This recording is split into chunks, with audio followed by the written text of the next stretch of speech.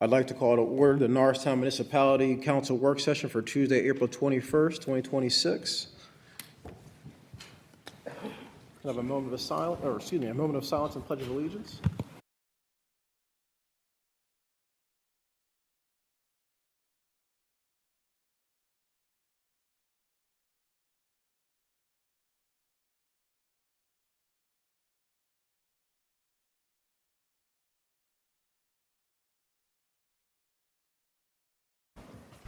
Madam Secretary, roll call, please. Liam McCoy. Present. Madeira Robinson. Natalie Colson. Here.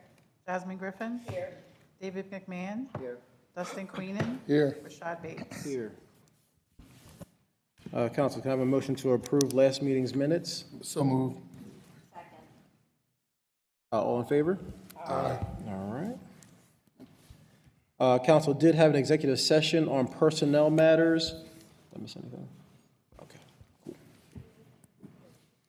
cool. Vice President Queen, do you have any announcements? Yes.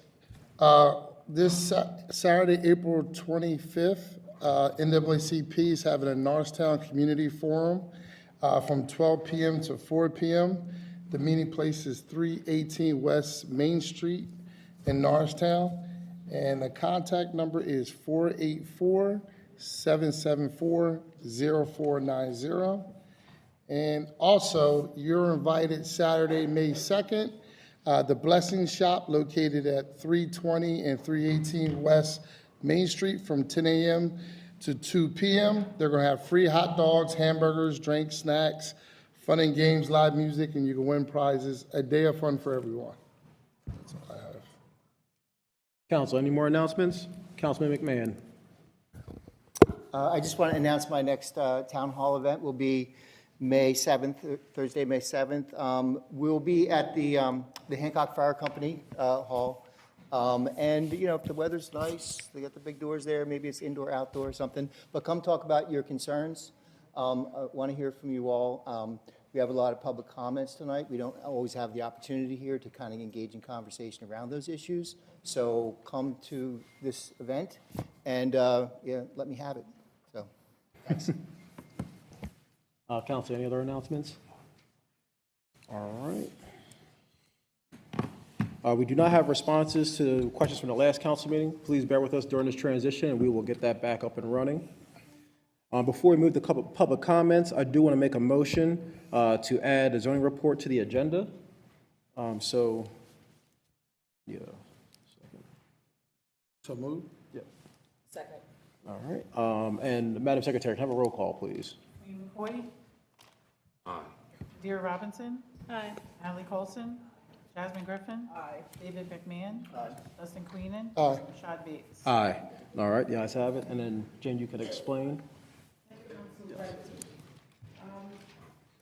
We're asking council, or rather recommending council, send the solicitor to oppose the following zoning applications that are slated for April 28th and May 7th, when it's continued. These are properties that are going to be subdivided into apartments.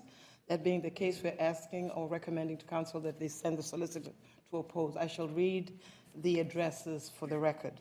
The first one is 705 Chain Street. This is for an application for a duplex. The next is 721 Violet Street. That's an application for a triplex in that district. The next is 1314 DeKalb Street. That's for an application for 9 residential units in the OCR district. The next is 1316 DeKalb Street for an application to permit 9 residential units in the OCR district. The next is 404 East Main Street, and that is for an application to permit a triplex. The next is 401 West Logan Street to permit a conversion of a duplex into a triplex.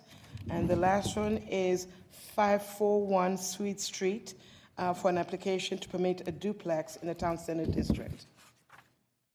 So if council wanted to, so we'll make a motion to send the solicitor to oppose these applications in a second, and then you would allow public comment. Council President. Council, do I have a motion to send the solicitor to, read the last part again? Oppose.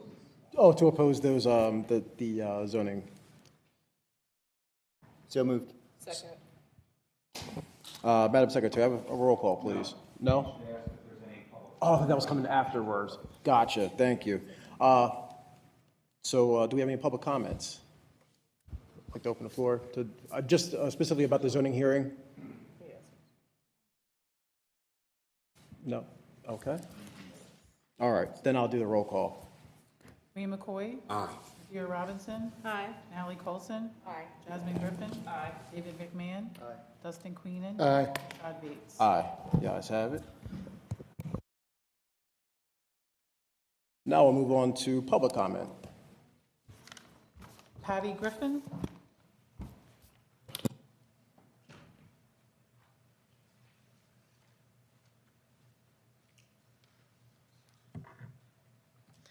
Hello, council members. My name is Patty Griffin. I live on the 1300 block of West James Street in Norristown. I am here today to talk about the issues of speeding on my street. It is out of control. I live on a corner and I watch daily as people fly from one end of West James Street to the other, never stopping. I have personally witnessed people going as fast as 60 miles an hour or more on a 25-mile-an-hour residential street, maybe even faster. We have small children, pets, and families that live on this street. We also have a park with a playground on our block. There is no police patrol or trafficking in my neighborhood. I very rarely see a police officer drive through my neighborhood. Last week, my neighbor's cat was hit and killed by a driver in a pickup truck who never even stopped. They knew that they hit something because they heard the screeching of the tires. I watch as people try to outrun the trucks at Catagna Scrap Metal when the trucks are trying to pull in at the end of the day. Monday, I called Public Works and spoke to Danielle. I wanted to get information on what we had to do to get speed bumps put on our street, as no child should ever have the same fate as my neighbor's cat. I was told that the speed bump policy has been changed, and they were announcing the decision tonight at this meeting. I have since found out that that decision is bumped back to the following meeting, next time. However, I'm going to ask, where are the police? Why isn't there anyone patrolling our streets? Parking enforcement drives up and down our street every day and makes sure that they ticket all of us residents, even if we are parked in front of our own houses. My husband got a parking ticket 2 months ago for parking in front of our house, and he was too close to the stop sign, quotes. This is the same place we have parked for the 24 years we have lived in our house. We were not too close to the stop sign. We left ample room, but still got a ticket.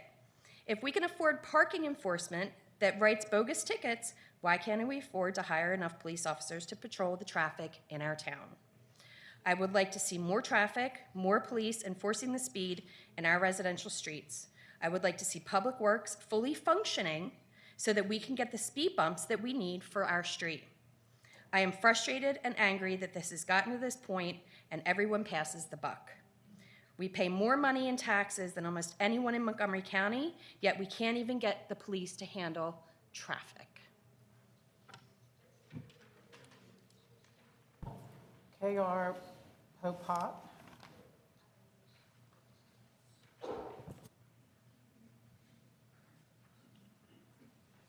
Good evening, everyone. My name is K.R. Popat. I'm a local Norristown resident. I'm also a local Norristown business owner. I'm here today to speak about the adoption of Ordinance 26-01. I did a lot of research, a lot of due diligence, trying to understand exactly what this, what's being amended here. And I have to be honest with you guys, I'm completely confused because it doesn't talk about anything like, you know, where is somebody grandfathered, like in our case where we came before the council and got our exemptions and everything done to get the facility approved. Nor does it speak about different types of enforcements, and you know, there's just it's very vaguely written.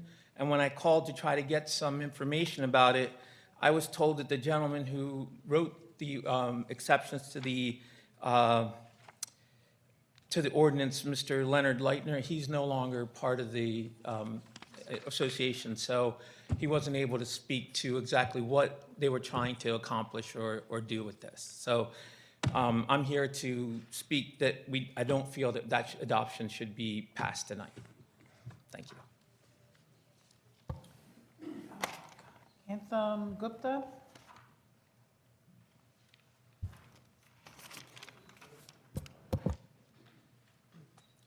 Good evening, everyone.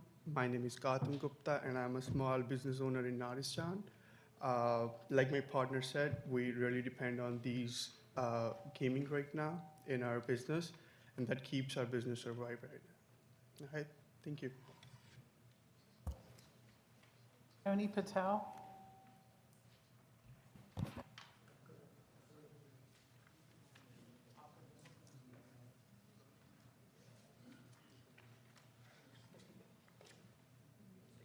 Patel? Mike Patel? Oh, Mike Patel, okay. Melvin Faust? Good evening, council. It's been a while since I've been here, the last 3 months or so, but I come back with that singular issue of mine too, speeding on West Area Street, and I echo the young lady back here that was talking about speeding in her neighborhood. Well, on advice of Fire Chief O'Donnell on the last meeting that I was here in November, I went around to our state rep. I talked to Mr. Buck Jones. He gave me a map of all the PennDOT streets in Norristown. And guess what?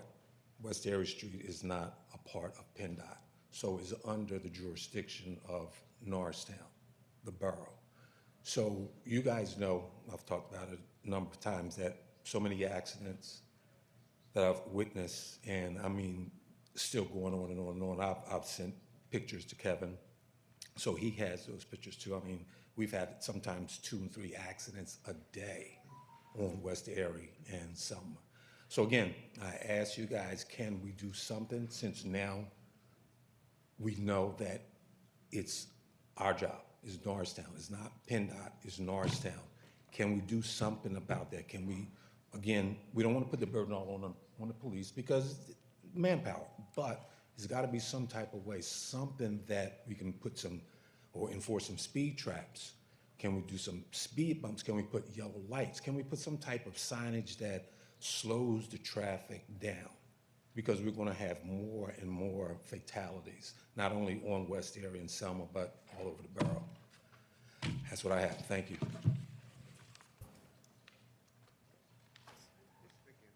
Not sure. The first name begins with a C and it's Falco or Cal? Okay, Caitlin. Caitlin? Yeah, Caitlin. Thank you. Hello, my name is Caitlin Falco, and I'm a homeowner on the 1300 block of West James Street, intersecting with Selma. I'm here tonight to ask for a simple but urgent safety measure, the installation of a speed bump on our street. West James Street is not a highway. It's a residential road where families live and children play. Yet on a daily basis, drivers treat it like a shortcut, speeding well over the posted 25 miles per hour limit. It's not uncommon to see cars traveling 40 miles per hour or more. Even more concerning, we have personally witnessed drivers go through the stop sign at about 50 miles per hour without even slowing down. It's not just frustrating, it's dangerous. There are many children living on our street. Not only that, the 1300 block is home to Ackies Park, where I personally see hundreds of kids a week. They ride bikes, play outside, and wait for school buses. At the current speeds drivers are reaching, it only takes one mistake for a tragedy to occur.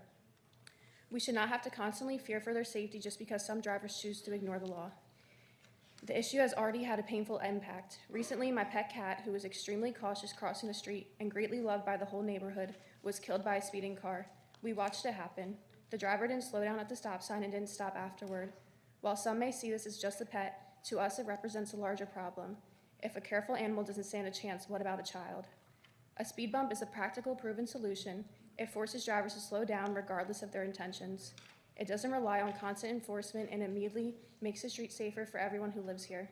We're not asking for something excessive, just a reasonable step to protect our neighborhood and prevent future harm. Please help us make West James Street a safer place before something even worse happens. Thanks for your time and consideration. Jim Chung?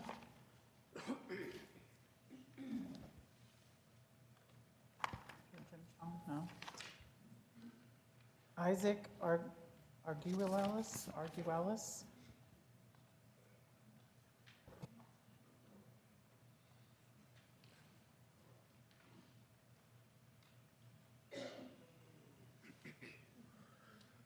Advice on me. Good morning, ladies and gentlemen of the council. First time being here. I came here because of Ordinance 26-02 about window signage. I'm a store owner myself, and signage provides both privacy and protection for us. We don't want any prying eyes. You know, not everyone has the best of intentions. I understand that, you know, we want to see more commercial inside, but for us, it's a matter of safety. And for that, I would like you guys to consider not helping us. Thank you. Jose Vargas.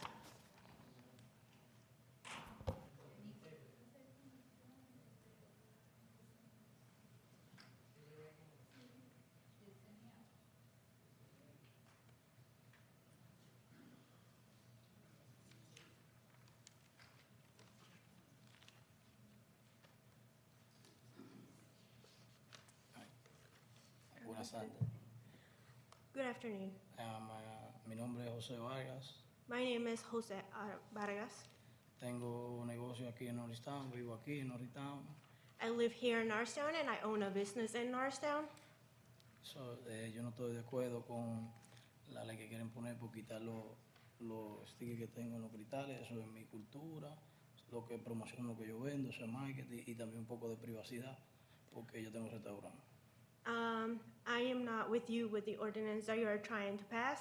I feel like it's my culture that I'm trying to show and a little bit more of my business, and I feel like it's just a little bit of privacy towards our business too, and I'm not with you to pass in the ordinance. No estoy de acuerdo tampoco que ellos tomen una decisión sin hablar con uno, porque uno invierte, nosotros tenemos que invertir para eso, y es algo que es necesario para mi privacidad también, que yo tengo mi caja tan cerca de esa And área. I am not okay with you guys taking a decision without talking to the business owners in the area. It also helps me with privacy because I have my register near the windows, and I feel like it's safety for me and for other people. Que la próxima vez que nos tomen en cuenta nosotros, que nosotros estamos aquí también, pagamos taxes, somos gente que queremos emprender y salir adelante. And I feel like you should take us more in consideration to making decisions with other ordinances because we pay taxes too and we own businesses and we also live here in the community. Thank you. Thank you. Denise Aguerto.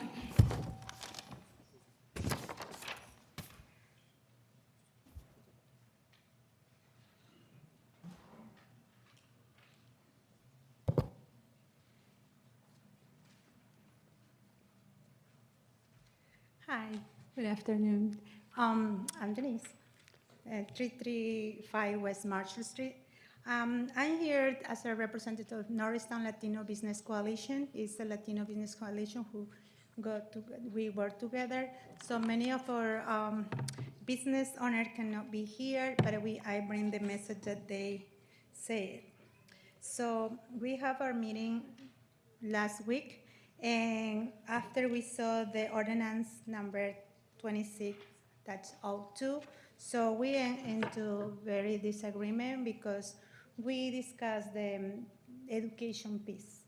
So, and also communication, or 40% of Latino population here, we don't have the honor to have a support English or language. So nobody from the municipality come out and talk to us or even talk to our business owner in Marshall Commercial District at all. So they don't know about this. This just come in Facebook and we start to do some research around. So I talked to David about it a little bit, but I don't have the whole information. Even though I can do my own research, I can inform them, but it's not the same.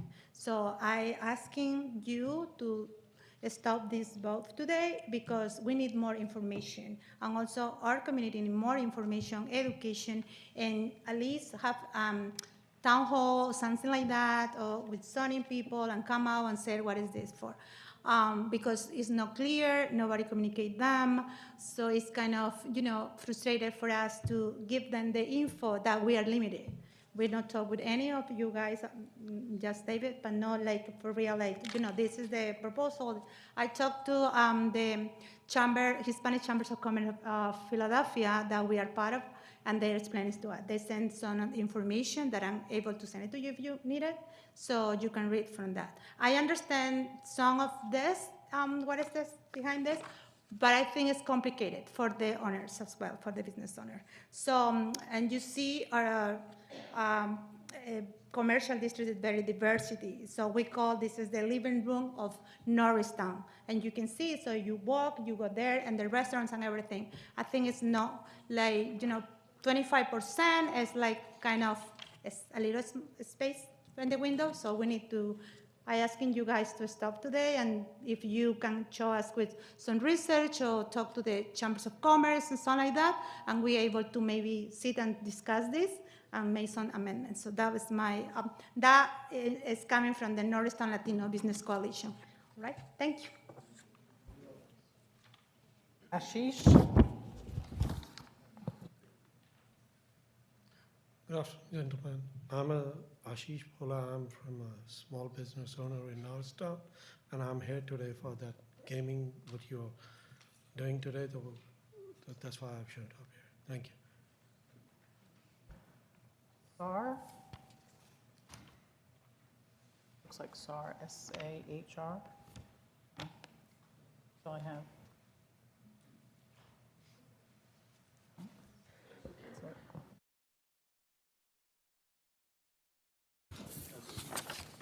Does anyone else who did not sign up for public comment have a public comment?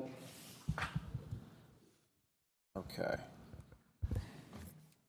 All right, moving on to police. Resolution number 26-33, request for municipal council approval to promote an officer to rank corporal. Members of council, before you, we have previously discussed in executive session a list that was certified by civil service in the beginning of this year for the promotion of corporal. We promoted a corporal earlier this year who will be sworn in tonight, but between the two meetings, we actually had another corporal depart the department. So I'm here before you tonight to ask you to promote to the position of corporal from patrolman, Officer Edward Todd. It's my goal to have him, once he's appointed, we'll get him sworn in the next meeting, and that should get us back to staffing at the corporal level.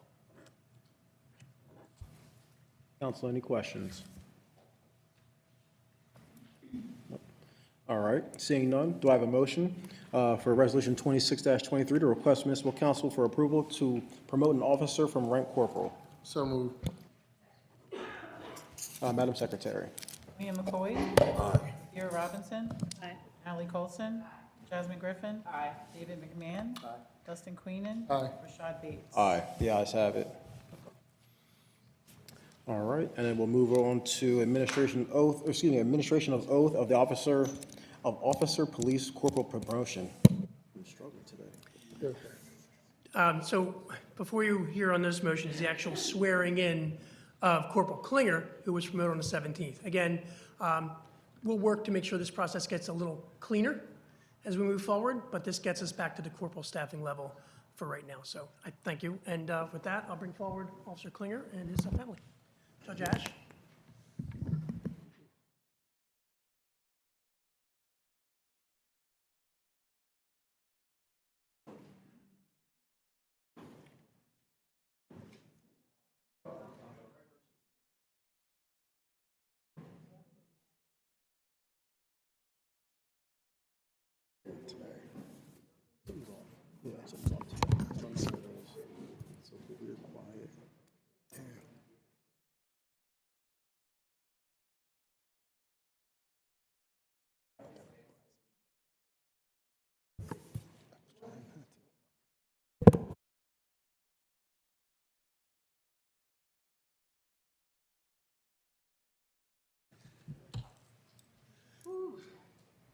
What an honor it is to be here tonight to one of my favorite officers.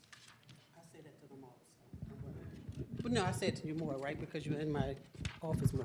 But I am here to administer the oath of office to you, and I'm asking that you repeat after me when what I'm about to say. Raise your right hand, Bible, hand on the Bible.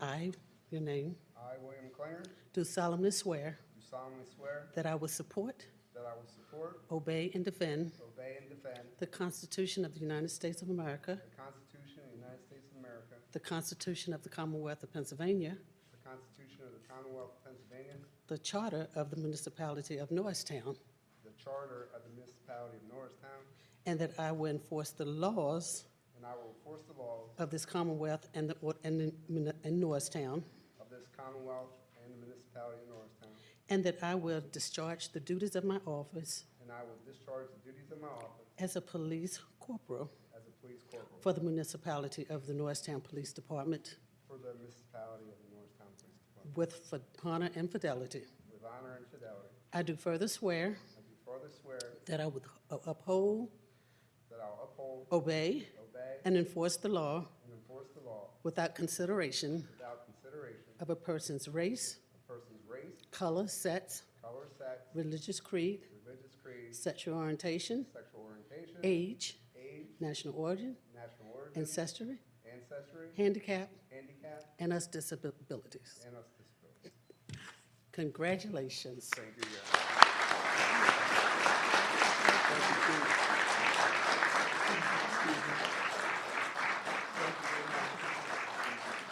Nice to meet you. Congratulations.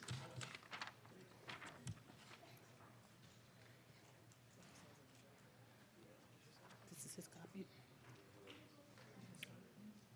Would you like to sign this? And I will seal it and I can.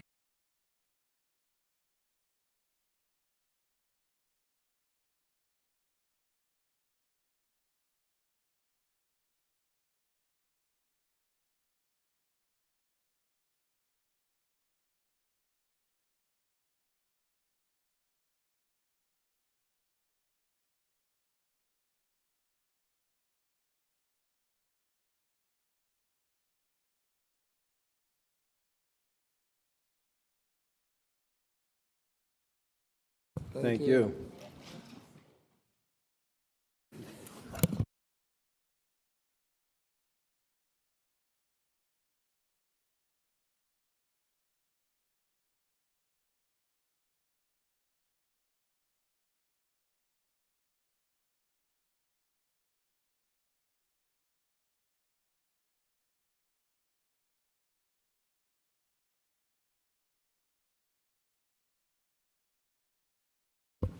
All right, moving along here. Planning and Municipal Development. Public hearing to request the adoption of Ordinance 26-01, Amusement Device Amendment. Oh, You would need a motion to open the public hearing, Mr. President. A motion to open the public hearing. I have a motion to open the public hearing. So moved. What? I can do all. All in favor, that's fine. All in favor? Thank you. Thank you very much, Mr. President. I am going to take care of some administrative matters first.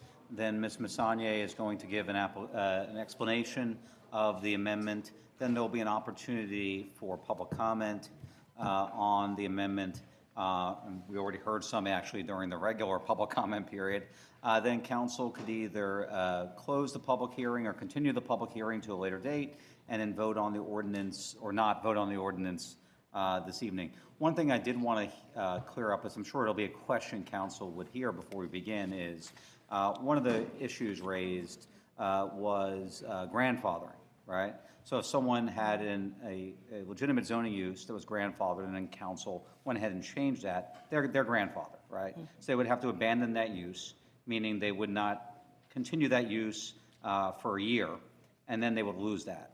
But other than that, this would not change existing lawful uses. So I just want council to understand that.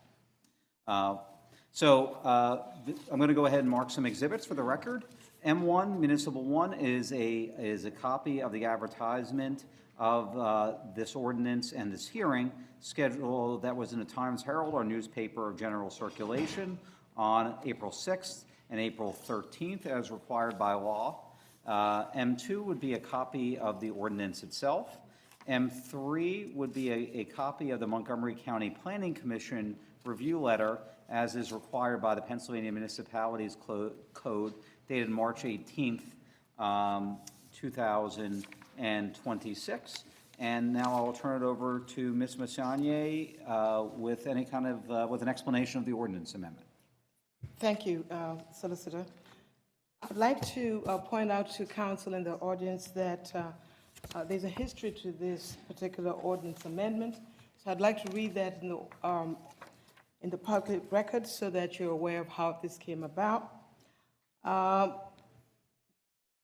Municipal Council approved a previous amusement ordinance because it was actually under an independent code, not under the zoning, in 2023. In August of 2025, we took this matter to the planning and zoning staff, and we attended a meeting with members of council and the solicitor to discuss the amusement device amendment. In February of 2026, council approved the authorization to advertise a public hearing for the ordinance 26-01. On March 18th, 2026, the Montgomery County Planning Commission reviewed it and sent a letter, as the solicitor mentioned. It's important for us to know how we came about this. Pennsylvania basically passed the skill games and slot machine-like games and said that they were allowed and to be owned and operated in commercial buildings where the primary use is not related to casinos or gambling. That's how this whole ordinance amendment came about. When we adopted, or council adopted the ordinance in 2023, the following districts allowed for this use as a primary use, meaning the main use. This is 4 machines of amusement devices were permitted as a special exception in the following zoning districts: the Main Street Mixed Use District, which is also known as MSMU, the Neighborhood Commercial District, also known as NC, the Downtown Riverfront, which is also known as DR, the Town Center, also known as TC, and the Town Center 2, also known as TC2. It also allowed this use as a primary use as in the Limited Industrial Mixed Use, that is also known as LIMU District. In this adoption, permits and arcades or businesses with 4 or more amusement devices were allowed by special exception. However, with this amendment, it's going to actually eliminate those uses in the districts that I just mentioned: Main Street, Neighborhood, Downtown, Town Center, Town Center 2, and Limited Industrial. Now, I must clarify, if you have 3 and less, those can be permitted as accessory use. So it's not eliminating everything per se. It's just 4 and above, which will only be permitted with what we say conditional use, meaning if you wanted to have this use in the districts that are permitted, and in this ordinance, the only district that will be permitted to have this use as 4 and above would be the commercial retail district, and that will be by council approval. So you'd have to apply it to council, and council would then have a hearing, as we're having right now, and council would vote on it based on, of course, all the information they receive, both from the applicant as well as the public. So in this particular amendment, it also references that we would require at least 1,000 feet separation of this use from schools, childcare facilities, parks, religious institutions, hospitals, and similar child-oriented uses. Would also require in this ordinance that there be a 1,000-foot separation from another arcade or amusement device use. And there will be hours also associated with this use, and that is, there will be limited hours which would allow this use from 10 a.m. to 11 p.m. And all these issues and conditions that would be considered during the conditional hearing process. This amendment did not come about lightly. We had hired a planning specialist who did a survey, and basically came back with recommendations to council. Council heard those recommendations. Council had public hearings, and in fact, as I mentioned before, presented council earlier on, I think it was about 2 meetings ago, with the issue of whether we can go ahead and advertise. Council gave us that permission. We advertised this particular amendment, and that's why we're here tonight for council to approve this amendment. With that, that concludes my presentation. You want to see if there's public? Yeah. Now is the time, if you have a public comment, you can come up now.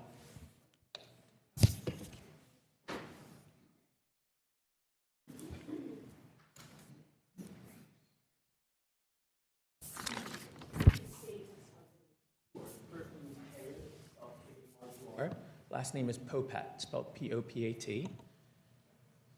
No address or anything needed? Okay. Thank you again. I'm sorry, we weren't told that there was, again, like I said, it was very hard to get any information on this at this time, so we weren't told that. Again, I appreciate the fact that if you're grandfathered in, that helps us with one of our establishments. The other thing, what I couldn't understand is limiting from 11 to 10. Like, if you're a 24-hour gas station, or if you're, if you're a convenience store that's open 24 hours, in our case, we're grandfathered, but we would have had a problem because we're open till 2 o'clock on Fridays and Saturdays, till 11 o'clock on weekdays, so that was fine. Again, so I think there's a lot of good, and I do agree with most of what was written in there. I think just with a few changes, I think it's something that is positive, that could be helpful. Again, a little bit more understanding that if they don't have an exception right now, how would they have to get that exception? If they already currently have more than, those machines in there, and they never applied for an exception, but nothing was done, like, is there any chance that you can go back and get an exception now? And then who's gonna determine who's first? Like, if you get a license, obviously your next door neighbor can't get it. It's 1,000 feet, which is actually a lot further than I think we realize what 1,000 feet is. Like, if you walk it, that's pretty far. So that'll really limit who would be able to and not be able to partake. I will repeat what the solicitor did say. When you have, whatever you have at this moment, you are grandfathered what we call a non-conforming use, meaning you are protected as it is. So the new laws cannot affect you. So you can continue with that use. However, if you want to increase... Start from now. Or okay. start from, again, you'd either, if you're in a district that was not mentioned, that I just mentioned, then you'd have to go for a variance to the zoning hearing board. Unless you are going to go to the commercial retail district, that's when you would go for conditional, that you'd come in front of the board, the council. Sounds great. Thank you so much. You're welcome.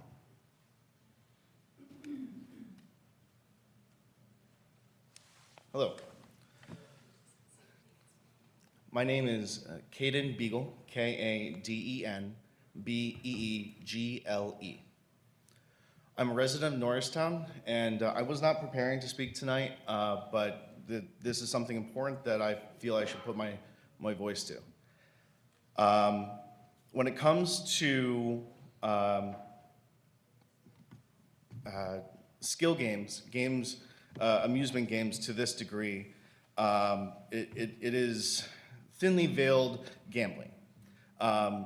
Cash reward skill games, or games that incorporate some kind of gambling and a reward of financial output, take advantage of human biology to elicit a reaction of reward within the brain and cause addiction. It is just the same and important to acknowledge the advantage, or what it takes advantage of people's brain chemistry, just as alcoholism, narcotics, all sorts of things like that.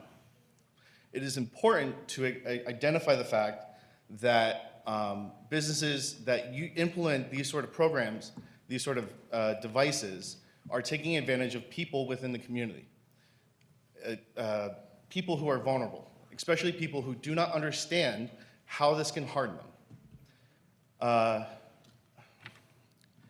When it comes to this, I've seen this directly and negatively affecting people personally, and just in my happenings around the town.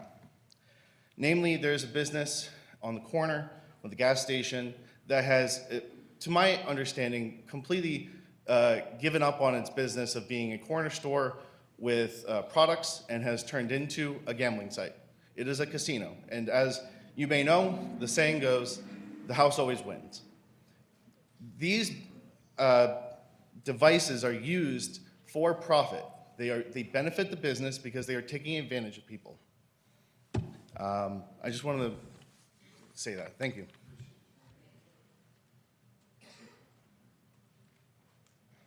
Are there any other public comments? And, Mr. President, just before council decides to close the public hearing or continues to, I just wanted to be clear, what council is doing tonight is severely limiting skill games in Norristown. You're required by law. Skill games are a lawful use, for better or worse, or whatever. But what you're doing is you're restricting the areas in Norristown where it could be and putting much tighter parameters on that. You can't totally abolish that because that would be unlawful. But what staff has done and council is considering to do is narrow the places where new skill games can come into Norristown. Just to be clear so everyone understands council's action or potential action. Thank you for that. Yeah. All right, council, do I have a motion to close the public comment? Can we have a question? Are we able to talk first? I have a You question. can talk, yeah. Oh, I'm sorry, go ahead. I just had a question just to clarify grandfathering so that I'm understood.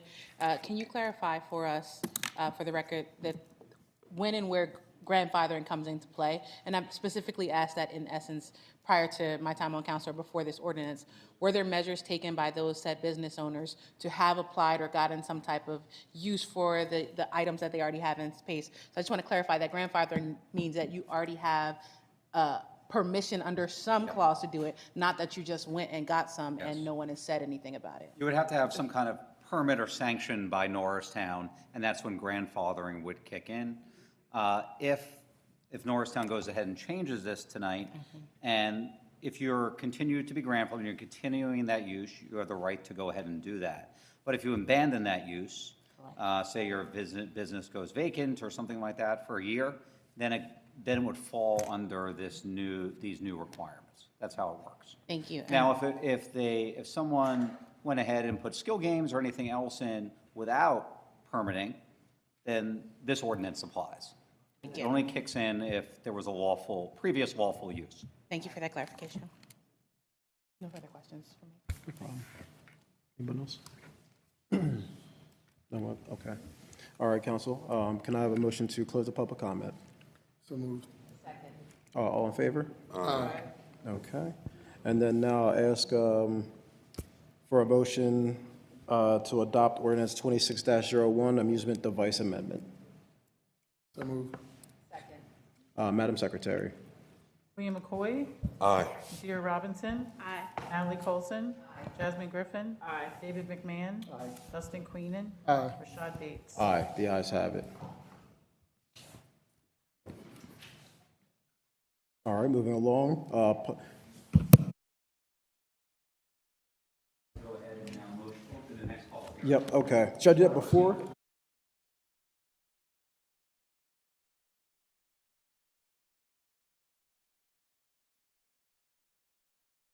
Okay, thank you. Council, do I have a motion to open up the public hearing for ordinance 26-02 of the window signage amendment? So moved. All in favor? Aye. All right. Requirements again. M1 will be a copy of this advertisement of this ordinance in a newspaper of general circulation, which is the Times Herald, on the 6th of April and the 13th of April as required by law. M2 will be a copy of the review of the Montgomery County Planning Commission, and M3 will be a copy of the ordinance itself. Like we did previously, Ms. Massagne will now give an explanation of this ordinance. Thank you, Solicitor. So I'll give you a little history, and then I'll get to the facts and issues. In June 2025, planning staff created a booklet that explains ordinance requirements and provides practical examples to help businesses owners remain within allowable limits. We had a little pamphlet that we gave our code enforcement officers. We gave our zoning enforcement officer to drop off as many pamphlets as they could, and they had it both in English and Spanish. So we were reaching out to the community to let them know what the sign ordinances basically included. In August of 2025, we attended a meeting with council and the municipal solicitor basically to look at the ordinance and see what we needed to amend because we were seeing excessive signage that basically was not in keeping with the sign ordinance. In February of 2026, council approved us to authorize the advertisement of the amendment for Ordinance 2602. And in March 23rd, the Montgomery County Planning Commission did their review and they gave us their comments. On April 6th and 13th, we published the notice in the Times Herald letting the public know that this amendment was coming to council for consideration. Now, here are the facts and issues. The current zoning as it is permits only 25% of window coverage for signage or commercial storefronts. A review of businesses across the municipality found that many of these establishments actually exceed that limit, and it's been so for quite a while.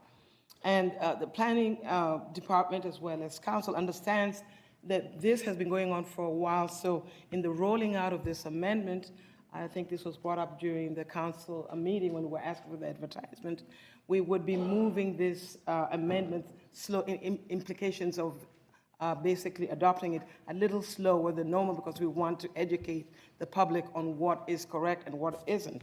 While we were doing that, the police department actually approached the planning department and brought to our attention that the excessive window signage was actually a public safety risk. The public risk is that the police officers cannot see in this establishment, neither can the people in the establishment see actually what's going on outside, and it posed a particular risk. Therefore, when we brought this issue in front of council, we made sure that that information was brought to their attention, and the police chief, in fact, had some comments on that issue. So obstruction of visibility of this commercial space can also hinder in emergency responses if the public does not know what's going inside an establishment. And it may compromise the safety also of the law enforcement as well as the occupants of the store.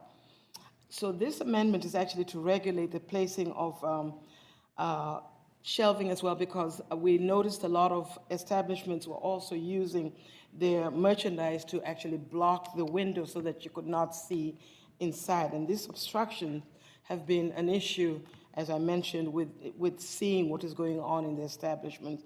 So this amendment is looking to have the merchandise pushed inwards at least 5 feet. There have been concerns by some of our council members, namely I want to name Councilman Ahmed, who is very concerned, understandably. And as we talked a little more about this, we thought maybe we should start this way and maybe we can look at it a little further as we go along, but we have to have a start somewhere. Otherwise, we still have the issues of windows being totally blocked and the safety issue being out there.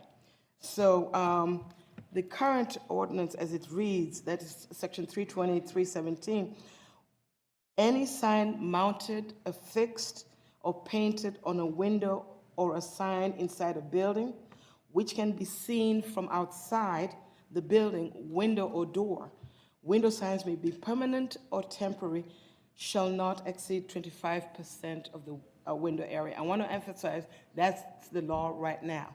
And now we're looking to not only amend because of the merchandise issue, but we're looking to also educate and start implementing the enforcement of that law. And tonight, I want to reassure you, it still remains at 25% of the glass area, and it's not being changed, and we ask council to approve so that we can start the process of enforcement.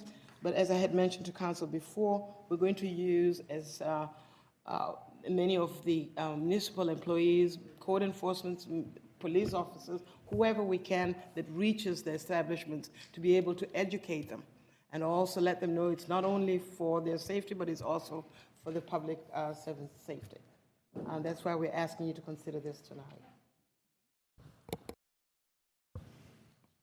Okay, and then this time will be for the public. If you have a comment or a question, you can come up and talk about this.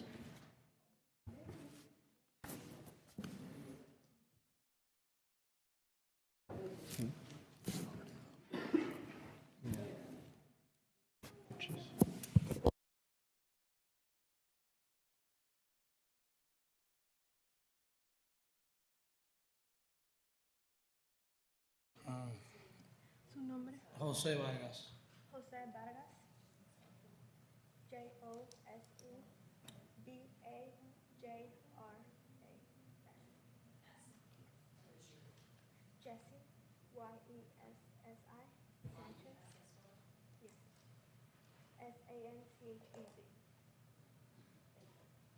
Okay. Yo no estoy de acuerdo con esa ley, como ella dice, porque es como le digo, el negocio también a veces necesita privacidad y esos signs no le están molestando a nadie, es algo que se ve limpio. También mayoría de nosotros pongamos esos signs, hay muchos compañeros que lo tienen también de aquí, que tenemos negocios, que son todos los grocery stores, ellos saben, ellos lo ven. Pero como la policía necesita también ir más frecuente a visitar los negocios, está todo bien, nosotros siempre estamos cooperando con la policía. No es algo que nosotros tenemos que estamos escondiendo nada. Once again, I feel like I am against this ordinance. Just, I know she explained a little bit of what it is about, but I feel like we are not doing any bad or harm with our signs. A lot of us have it in our businesses already, and I feel like she said police officers actually need to come over more to our businesses and check what's inside, talk to the business owners, and see that everything is fine in the place. Además, como le digo, yo tengo otro negocio, entonces yo voy a tener que mover de donde yo cobro la caja para yo quitar esos tickets de window, porque la caja me queda en el ticket de window y yo lo tengo, o sea, eso es lo que me cubre de la calle, que no me vean a mí, y como quiera se ve de la calle para adentro. And like I said, I do have businesses in the area. I have a second one where the register, it is next to the window, so that it's going to have to make me move that to the back of the store so that I have a little bit more privacy on what I'm doing there, just because I'm gonna have to take off the window. Y muchos bodegueros nos cubrimos con esa ventana porque tenemos que tener frente de los negocios, porque son negocios pequeños y tenemos que ver también qué es lo que está pasando, porque no podemos irnos allá atrás y dejar la puerta libre para que todo el mundo salga. Also, we do this a lot just because we need to keep an eye around the business outside and inside in case anything happens or we need to do anything in case there's an emergency. Sí, yo no veo que eso esté llamando a algún problema, eso no es ningún problema, ningún obstáculo. In my opinion, I don't think there's any issues with what we have in our windows or it shouldn't cause any harm to anyone. Que uno coopera con la policía y siempre uno tiene un botón para llamar a la policía, cualquier problema. We are always cooperating with the police officers. We do have a button where we can call right away to the police, but I don't think there's any harm other than them coming and talking to us. Thank you. Then coming to talk to us.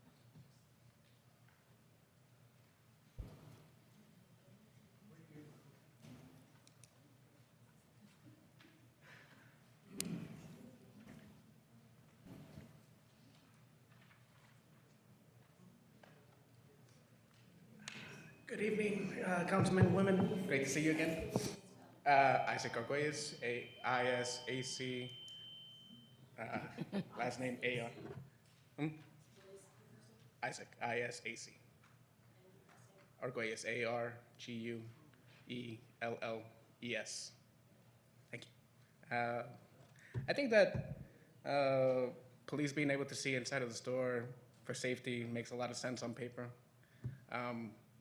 I think it's different for business owners that spend the majority of their time at these businesses, 8 hours plus. We know about our safety. We believe that privacy gives us safety.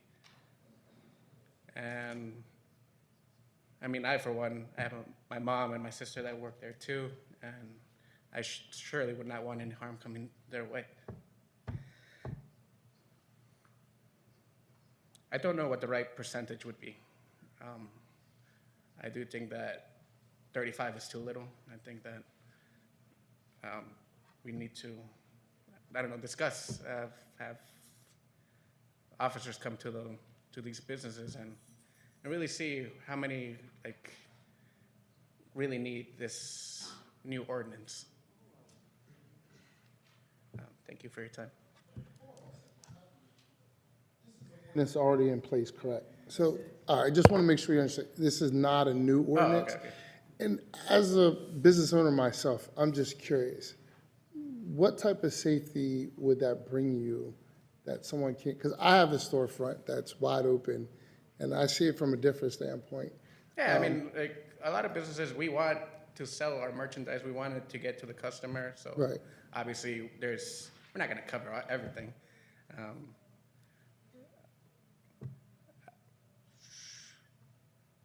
For me personally, the way our grocery store is, our back is to the window. And someone could sneak right up on us if we didn't have that.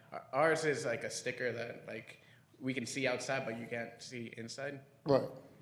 It's it also shows all of our products and everything on it. And I'm sorry, I didn't know it was a standing ordinance. We didn't actually get any notice. I found out today from my mom because she helped the committee lady for the Latino businesses. Right. She came to our store. She told us that you guys were having this today, and it was very last minute for me. Mhm. Yeah. Thank you. Okay. Thank you.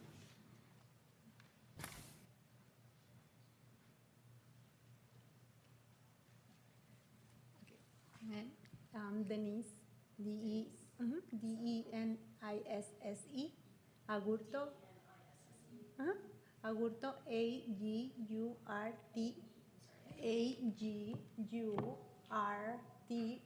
Agurto. T. Oh. Okay. My comment on this is, when we talk about safety at this time with this administration, so I'm afraid that we need safety in the way that some windows need to be covered. Ice is all over. I think I can see many of the community when ice is on our streets, we go into the business for our safety. So for them to, be inside on a business is like escape from, they are really, trying to take them out of the communities. So I think when we talk safety, we need to think more than just, the police can see. So we have now working with the police, and they are doing a good job going out and talk to the community members. But I think at this time it's different. For ice in our streets and all the windows with this coverage is have sense now. That makes sense. So we need to worry about something else, like not just talking about the police going inside, but it's ice too. So we always go out in our commercial district and do an outreach with the business owner, and we give it some information about ice all over. And we just put don't enter, do not enter in this business. And also we advertise, we tell them to try to cover some spaces for that situation if they are in the street and they need to, the customers get in and be safe inside there. So we need to think more than just because these times, it's hard. It's every day here, it's all over, and we need to be, talk more not just this type of ordinance going to keep our neighbors or our community members not safe at that way if you just take all of this out of the windows. And also, for us, it's culture. So we need to respect that too. It's a cultural thing. It's, diversity. We bring part of our traditions or our culture. So it's more than just, I know, you said this is something in Norristown already, but thinking more, we are 40%. So I want to continue to repeat that 40% of the population in Norristown is Latino, and the census showed that we are a huge population here, so Latino here. So we need to really, thinking more, and I think education is a good piece that you need to incorporate in every single ordinance for our community, because not everybody, I can see Latino, you have the education, the piece of that we need. So I think that was important. So thank you, Michi.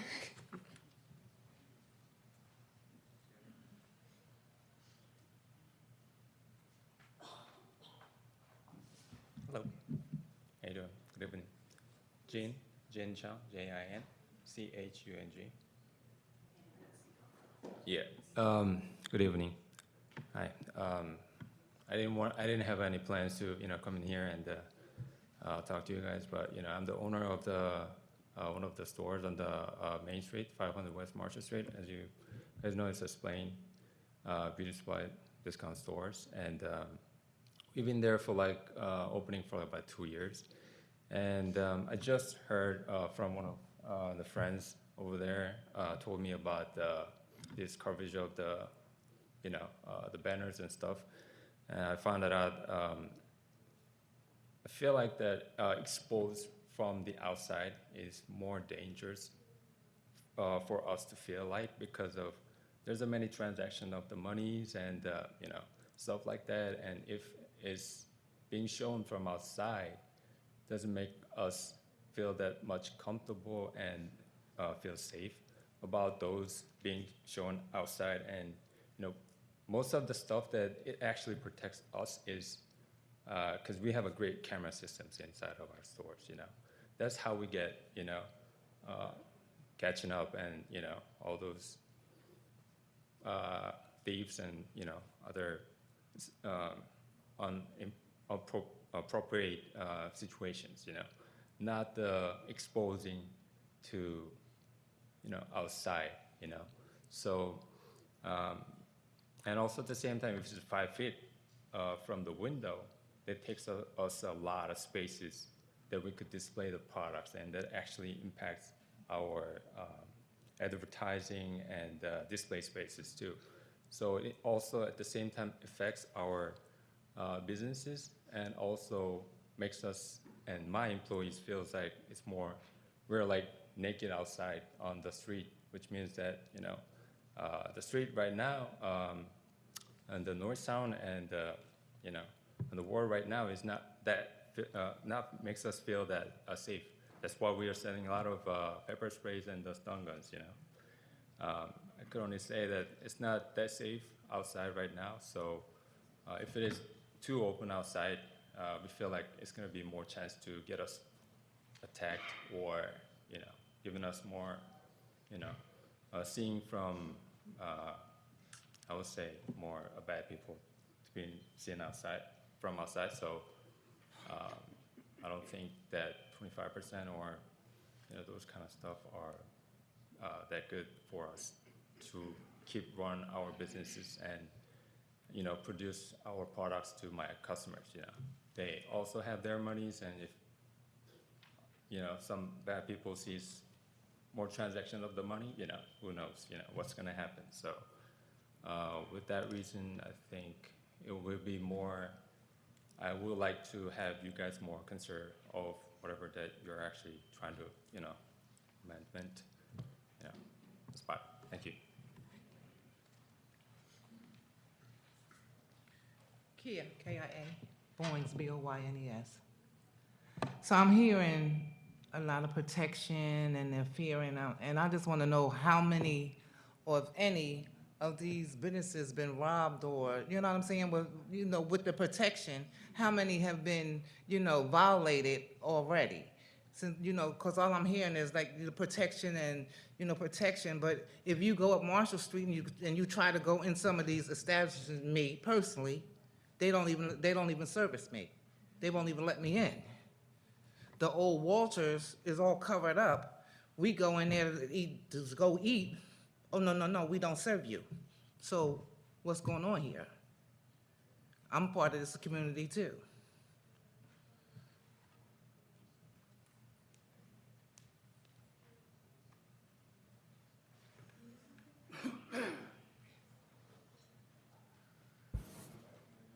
Any other public comments? Okay, Councilman Colson. Did you be able to compare this ordinance to other townships or municipalities around? I thought, yes, okay. Thank you. So I will reiterate, this, the 35% law has been in existence really since 2016. It's just the enforcement is not really been happening. However, the setback of the merchandise, we did compare that with many municipalities, and one of the municipalities we actually looked at, which has been impacted with a very similar issue. I know it's across the country, but it's very similar, and that is in California. There were other municipalities as well. I don't have them right here, but we did compare before we made that proposal. But as I mentioned before, we did get feedback from a councilman who said, well, you may want to consider maybe reducing the setback because of the size of some of the stores might be too small and might affect the businesses, and some other issues about creativity, which I do not dismiss. But as I said, we have to start somewhere so that we can get to where we need to be. And perhaps that's a conversation we can continue with the business community and any other communities that are impacted. But we have to start somewhere. Understand. Thank you. Jane, I had a question. The one gentleman, I think it's Jose, who came up, he was talking about, or someone was talking about cash register. So I guess while they're running business, their window is behind them and they have a cash register. Does that change anything with that ordinance? Like, it's not actual merchandise or anything like that. It's a person. Would they be able to do anything to block that would block them from people seeing them, like putting cash in and out of their register? How would that work? Well, it's how you strategize where your sign is going to be, I suppose. Okay. So if you're considering safety, and maybe that's the sign that is going to shield you, rather than shield the particular machine, maybe that's what you should consider. Okay. But that's the only answer I can think of at this moment, unless I agree. this list has anything else. Oh, Councilman McMahon. Yeah, the piece that's new is the 5-foot setback. And it's pretty clear that senses of vulnerability and exposure cut both ways in these situations. But I do want to address the 5-foot setback in particular, and maybe make a suggestion that we do one more concerted effort to do community and business outreach on this. Because here's the thing, what we're doing here is, if like window shopping is literally a thing. Businesses have storefronts to show their wares. One example would be, we're telling a store that could have 4 mannequins in their window that we're only going to permit them to have 1, right? So I just, I think we need to get a little more, that would be the 25%. That's where so if you had 4 mannequins, and we would be saying the 25% rule would only permit you to have 1. Yeah, because the 25%, am I reading that correctly? Like if your window can fit 4, we're saying you can only have 20. Now, this is also about displays. This would be, yeah, but the new part of this is that you can't have anything in the range in the window 5 feet from the glass and back. Am I reading that correctly? You're correct. Okay. Because this is the piece that I find the most concerning in terms of having unique places, eye-catching places that bring people to Norristown, that kind of thing. I'm just wondering if we can do one more round of community input, make this, get more support and buy-in for it. I would make a motion to table this for 1 month while we review, make sure we have some more targeted meetings around the question. Solicit a little more input to some of the concerns we've heard here tonight. So that would be my contribution to this conversation, hopefully.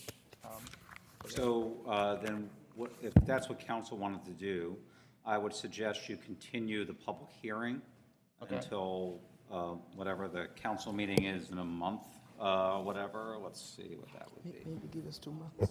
Or 2 months. But you thinking 2? Okay.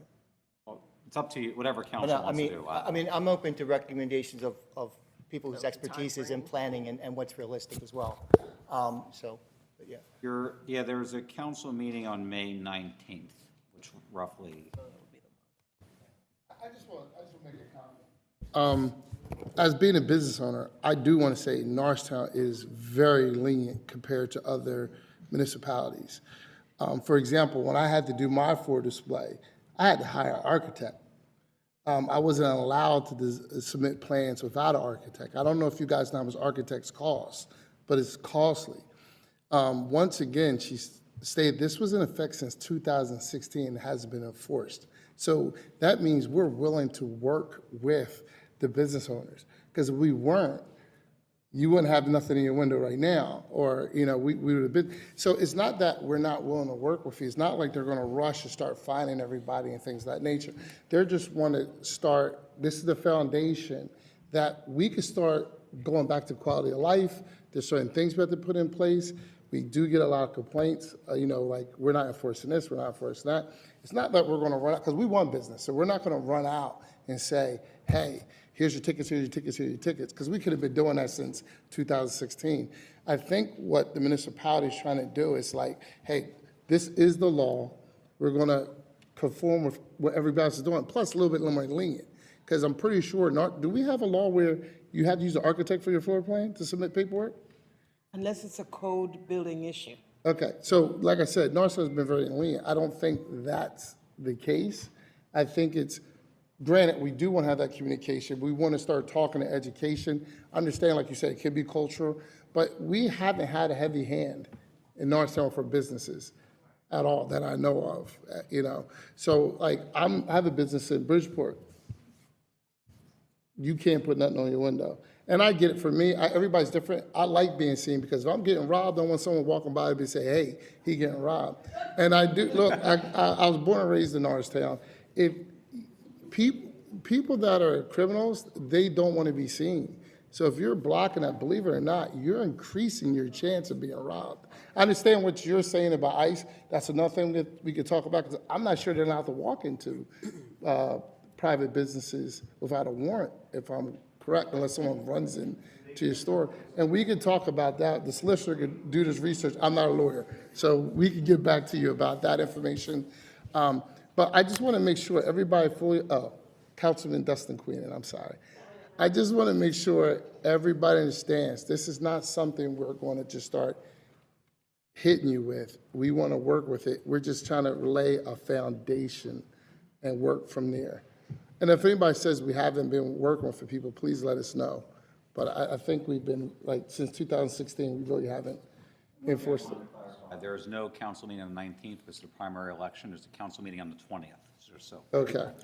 So I just want to get that across, what we're trying to do. Yeah. I appreciate your points, Dustin. Most of my consideration has been on the 5-foot rule and the display portion of it, and what that means. But then actually I had not considered the fact that, people actually in this moment in time and during this administration are actually using businesses kind of as places of refuge as well. So that's why I'm thinking maybe we talk a little bit more about this. And again, I'm just offering it as a proposal to table. It's up to the rest of you. But these are kind of, I think that there's been some things brought up tonight that are worthy of consideration, and not in an open-ended way, that we put it, that tonight we also put a target end date for a discussion on it as well. But that would be my proposal. Just a question, what would you propose that might change in your mind? The setback from the window. See, that's the thing that's new. Like in Philly, there's the 25% window rule. They don't have that extra piece of where you can't display your wares more fully in the window. That kind of goes in with the 25% rule. You can't block 25% of your window. That's what displays or, yeah. But if I'm not mistaken, for example, in Philadelphia and nearby towns, that's applying to the glass. They don't have that. The distance setback is the thing that's more unique in our area to this ordinance. Can I make a statement? Sorry, because I have to steal his mic. So I feel like there's still a lot of questions, and I don't think it would hurt to have that end date of May 20th, just to have all of them answered and to have the education piece and everything, just so it's made clear, because it feels like it's not very clear to everybody. And I think it wouldn't hurt just to have that time, just so everything can be clear, there's a genuine understanding, and then when that date hits, everything's like, there's a full-scale understanding of what this means, both with the window, the 5-foot setback, everything. Because I just think at this moment, we're being asked to do, I guess, more due diligence in speaking with people and getting people to understand. And I just feel like it wouldn't hurt to take that time to do that. Sorry. I agree with you there.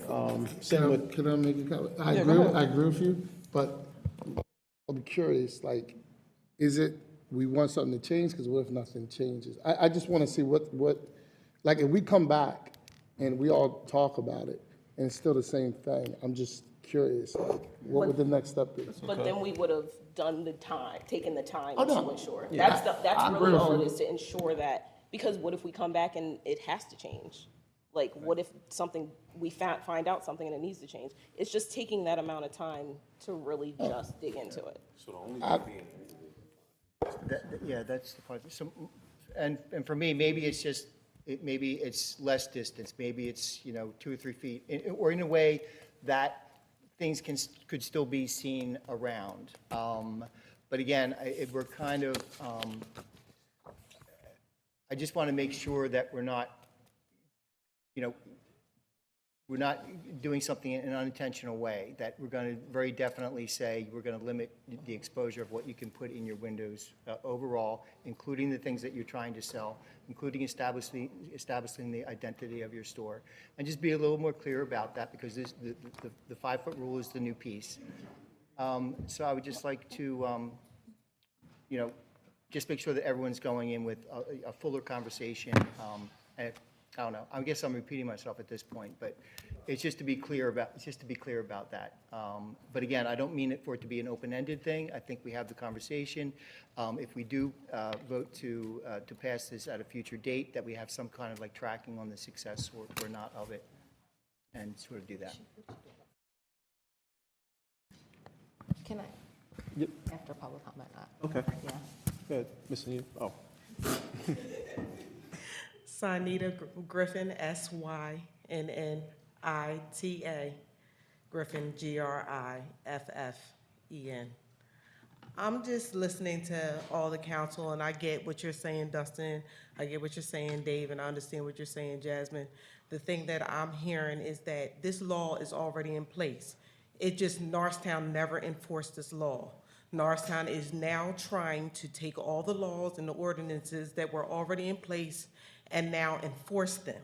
So I get that, yes, okay, we go answer these questions, make sure everything is clear from all the questions of the public, so that we can satisfy the public by saying we did not ignore their questions and their concerns. But once we satisfy the public with all their questions and concerns, then we move forward with this ordinance and saying that the law that was already put in place just continues, and then they just have to abide by the rule because it was already there. It's just now enforcing a rule that was already there. That's my thought. That's a good thought, because we do want to seem considerate. We do want to work with our businesses of that nature. So we, maybe, like you said, if it's a cultural thing, we can sit down and have a conversation, clear the air, and make sure we're all on the same page. And I understand what you're saying, Councilman Griffin. Councilwoman, my fault.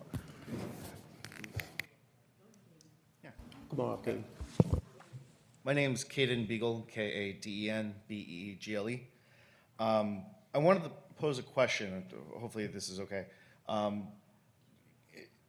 wanted to, excuse my ignorance, but I wanted to understand, is there any current ordinance, zoning, anything like that put in place that defines that a business must have a glass front, or is there anything blocking them from being able to change from glass to something obstructing the sight into the business? isn't a law that I know of, unless the solicitor Not that I'm does. aware of. Not that I'm aware of. So It doesn't dictate.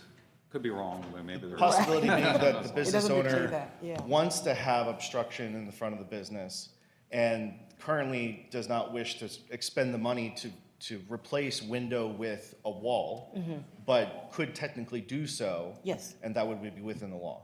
So I don't know about the code issues and building issues pertaining to that. Yeah. So there might be some issues in that end.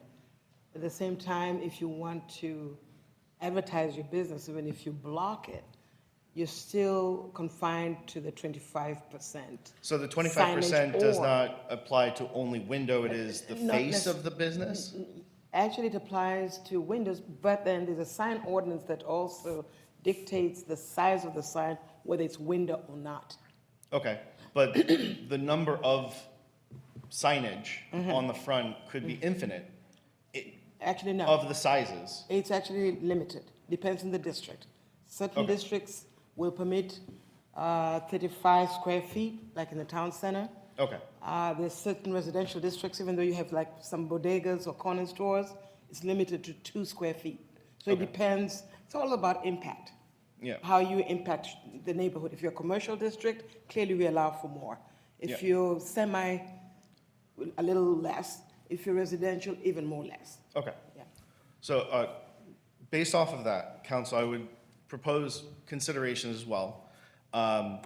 An ordinance being enforced for 25% coverage only for windows may encourage businesses or force them to want to replace that window with an opaque wall, to make changes to their business storefront to allow for that privacy or that preference.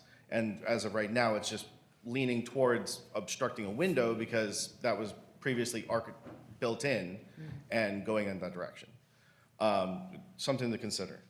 I think serious consideration for businesses that just so happen to have their register by the window and wish to have privacy in that regard, and businesses who are concerned about racial profiling, whether that be on the federal or police department's level, I think that's a serious concern as well. I'm not sure which direction I would really ideally or prefer to move towards, and obviously this is already an ordinance in place and just trying to amend and implement this. I can imagine, as you can imagine, businesses that are putting their product against the wall that so happens to be a window may not be also trying to display that product, but may also be trying to optimize the space that they're operating to have the most amount of product available within that space. And restricting space up to the window for that 5 feet requires many businesses that are operating right now to potentially have to move around product and have to store product that is currently out on display because it is that way. Not to say that we shouldn't be enforcing the law that's already in place. Maybe some consideration for conditional arrangements for the law to be more accommodating. I would actually propose, it would be interesting to amend so that requirement of window around a doorway might be need to be transparent if the glass is already present, so that it's safer to be able to enter in and exit the building so that you can see who's on the other side. If police are concerned about somebody being too close to the door and maybe attacking the police officer if they're trying to enter on a call or something like that, versus the generalized 25% and just kind of leaving it up to the business to try and figure that out. Thank you. Mr. President, I see there's going to be a repeat comment. Perhaps you should ask if there are any new comments before someone is given an opportunity to repeat. Does anyone else have a new comment before we have someone else come back up and make another comment? All right, guess not. Come on on.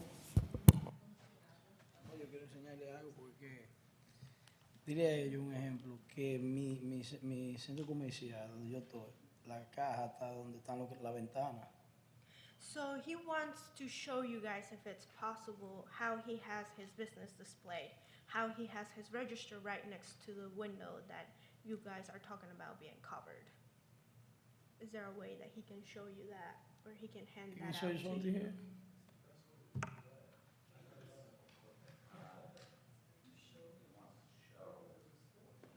There's a lot of stores here. Yeah, he has the image. We don't really have a mechanism for that. Entonces, His register is right next to the window where he wants. So I would suggest, maybe the gentleman, if it's okay, approach each of the council members, just show his phone, step back, and then so you understand what he's talking about, and then an opportunity to make his point at that point. There's nothing to prevent you. So he's allowed to walk up to you. Puede caminar y enseñarle su teléfono a él.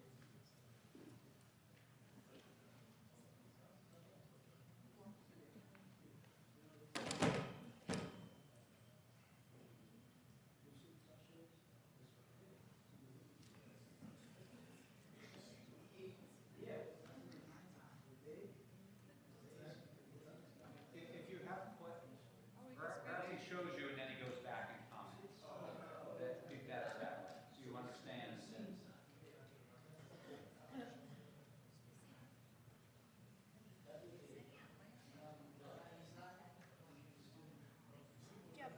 Ya puede revisar. dile que de noche tú puedes ver para adentro todo, pero en el día no se va a reflejar. The Yo type puedo of- ver para todo para afuera. The type of sign that he has, during the night you can see inside the store. But during the day, it shows different because you can't really see inside the store. But that's the type of sign that he has on his business. Window seal? Es Well, como it un seems reflector like- en la ventana. Es como un reflector en la ventana. Ajá, exacto. No, no, es como un sticker, pero tú en la noche tú no, cuando la luz está prendida, tú miras todo adentro. It's just like a sticker that goes in Like the a tent. window, and it just, during the night, it just, since there's lights inside the business, you can see what's from the outside to the But inside. during the day, you can't But see at during all. the The day, you whole can't place, you can't see it. Tú puedes Yeah, ver, En el pero yo día tengo se que tener la puede- luz prendida. Pero en el día Sí, puede se ver, puede ver se también. puede ver. Se puede ver. Yeah, he said you can kind of see it during the day too, depending. My window's kind of like that, but not to that extent. We have tent. At night, you can see in right there because the sun went down. You have to be a little closer, but you still can see in. Yours just, you cannot see in there at all. That's a violation of the original ordinance. Puede ver más, solo que el de usted está un poco más cubierto que el que él tiene. Pero yo lo que le digo es, ¿cuál es la falta? ¿Qué es lo que eso está haciendo daño? ¿En qué está haciéndole daño a ellos? His question is just, how is that affecting, or how is that harming everyone? It's just a violation of the law. Dice que solo es una violación de la ley. Pero ¿en cuál ley? Sí, porque hay muchos aquí que lo tienen. Yo estoy aquí, yo tengo 15 años aquí y yo estoy viendo eso desde que yo estoy aquí. He's been here for 15 years and he's never known of the law, and every business in the area has them too, so he doesn't know why. Yeah, that's not, I hear what he's saying, but like, you know. Pero ¿dónde está esa ley? He wants to know where is that law written and where he can see it.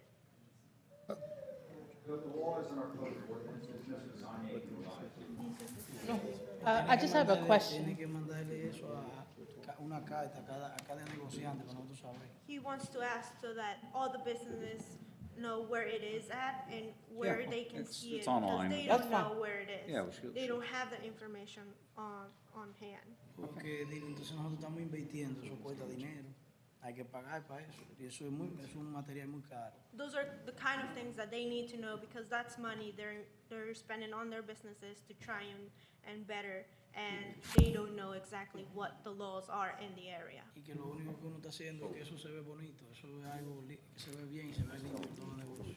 And that's just something that he feels that shows their business, that looks pretty, and it's just helping their business out.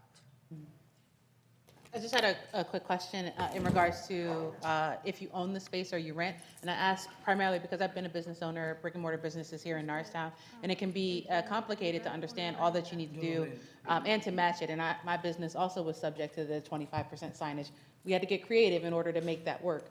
Just trying to understand I didn't take the leap to make any exterior changes because at the time, with my particular business, I didn't own the building and I didn't want to put a lot more structurally into the space. Just trying to understand where your concerns are. Are you a owner of your building or are you renting in a space that you did a build out? I'm rent. Okay, so when you viewed the space, it already had significant window and glass signage. Fue a ver el negocio, ya tenía la vista del vidrio grande y el sticker que se podía. Claro, yo lo único que estoy es cambiando nombre, como cambiando de dueño. The only thing he did was just change the name and change the owner. That's all Gotcha. he did. Thank you. I think that's worth considering and worth hearing. I don't think that it makes your plight any easier or takes away your concerns, but I think that's something to think about as we're coming into business ownership in our community. A lot of times there are things that are beyond our control with the structure of the site of the business that would then require us to make different choices around our interior setup and things like that. Thank you. Last call for any more public comments. All right, seeing none, council, do I have a motion to close public comment? So moved. Second. All in favor? Aye. All right. And then I guess with seeing the concerns and, you know, what David brought up, I'd like to make a motion to table this adoption of ordinance 2602 for our May 20th meeting. So moved. Second. And at the same time, table the ordinance. Do you want any more public comment or no? That's the kind of the question on, no? Okay, then No. Dave, just do that. That's okay. Thank you, Sean. All right. Did I get a first and a second already? Yes, you did. All right, Madam Secretary, roll call, please. William McCoy? Vera Robinson? No. Natalie Colson? No. Jasmine Griffin? Aye. David McMahon? Okay. Dustin Queenan? I'm gonna do an aye, because I just want to make sure they feel as though they're being heard and that we're considering them. Will you do the roll call again? I checked wrong.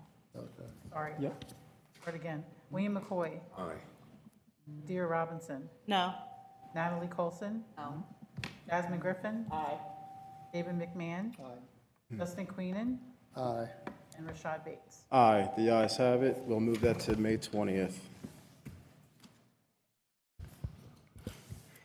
All right, council, do I have a motion to open the public hearing request for adoption of ordinance 26-03, smoke and vape shops amendment? So moved. Second. All in favor? Aye. All right. Thank you very much, Mr. President. I'm going to go ahead and mark some exhibits for the record. M1, Municipal 1, will be a copy of the advertisement twice of this ordinance and the Times Herald. M2 will be a copy of the recommendation of the Montgomery County Planning Commission. M3 will be a copy of the ordinance itself. I'm going to turn it over to Ms. Messanier for some explanation. Thank you, Solicitor. Again, I'll give a little history for the record. In August of 2025, Planning and Zoning staff attended a meeting with members of council and the municipal solicitor to discuss smoke and vape shop ordinance. In February of 2026, council approved authorization to advertise a public hearing for the ordinance. On March 18, 2026, the Montgomery County Planning Commission completed the review of the ordinance. And on April 6th and the 13th, we advertised this ordinance in the local paper. And these are the facts and issues. We wish to ask council to amend Chapter 320 of the zoning to add definitions related to tobacco, vape, and ENDS in capital products. This will create the definition using to use significant tobacco retailers, including smoke shops, vape shops, and hookah bars. This permits significant tobacco retailers only by conditional use in the commercial retail district. That means anyone applying for this use would have to come before council, have a public hearing, and council will consider the comments both from the public and council. The conditions of this use would require 1,000 feet separation of this use from schools, child-oriented uses, religious institutions, hospitals, and other significant tobacco retailers. There are also limits to the hours of operation for this use. That would be between 10 a.m. to 11 p.m. This condition also prohibits amusement devices and alcohol on the premises. It also restricts access to minors unless accompanied by a parent or legal guardian. Those are the conditions for the conditional use. Yes, my question, just that, I heard that you said that, so they cannot have, thank you, they cannot have gaming machines or skilled machines and a vape shop, both of them at the same time, correct? Okay. Skilled machines, yes.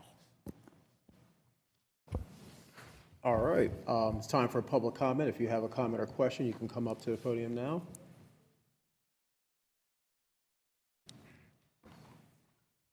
All right, seeing as there are no public comment, council, do I have a motion to close the public hearing? So moved. Of 26-03? My bad. So moved. And all in favor? Aye. All right. Council, do I have a motion to adopt ordinance 26-03, smoke and vape shops amendment? So moved. Madam Secretary. Liam McCoy. Aye. Madeira Robinson. Aye. Natalie Colson. Aye. Jasmine Griffin. Aye. David McMahon. Aye. Dustin Queenan. Aye. Rashad Bates. Aye, the ayes have it. All right, moving on to fire. Resolution numbered 26-31, request for council approval to provide health screenings for the fire department personnel. Good evening, members of the Municipal Council. Before you this evening for consideration is Resolution 26-31, requesting Municipal Council to approve professional health services to perform health-related screenings to members of the Norristown Fire Department in the amount of $35,661. This is a federally funded grant initiative. The benefits of these programs will include us being compliant with a National Fire Protection Association consensus standard for emergency responder occupational health and wellness. Additionally, these tests are designed to provide early detection for health issues, reduce line of death or injury, support long-term firefighter health and career longevity, creates documentation and medical baselines for exposures, boosts organizational readiness and resilience, and promotes a culture of safety and wellness. In total, each exam, it runs a little over $1,000 a piece for fire department personnel. There was vendors on the vendor side. We solicited input from 4 vendors. Only one, which is PHS, replied back and provided us with a price quote, hence why we're with them today. Mainline Health did not respond, neither did Concentra, and neither did Penn Medicine.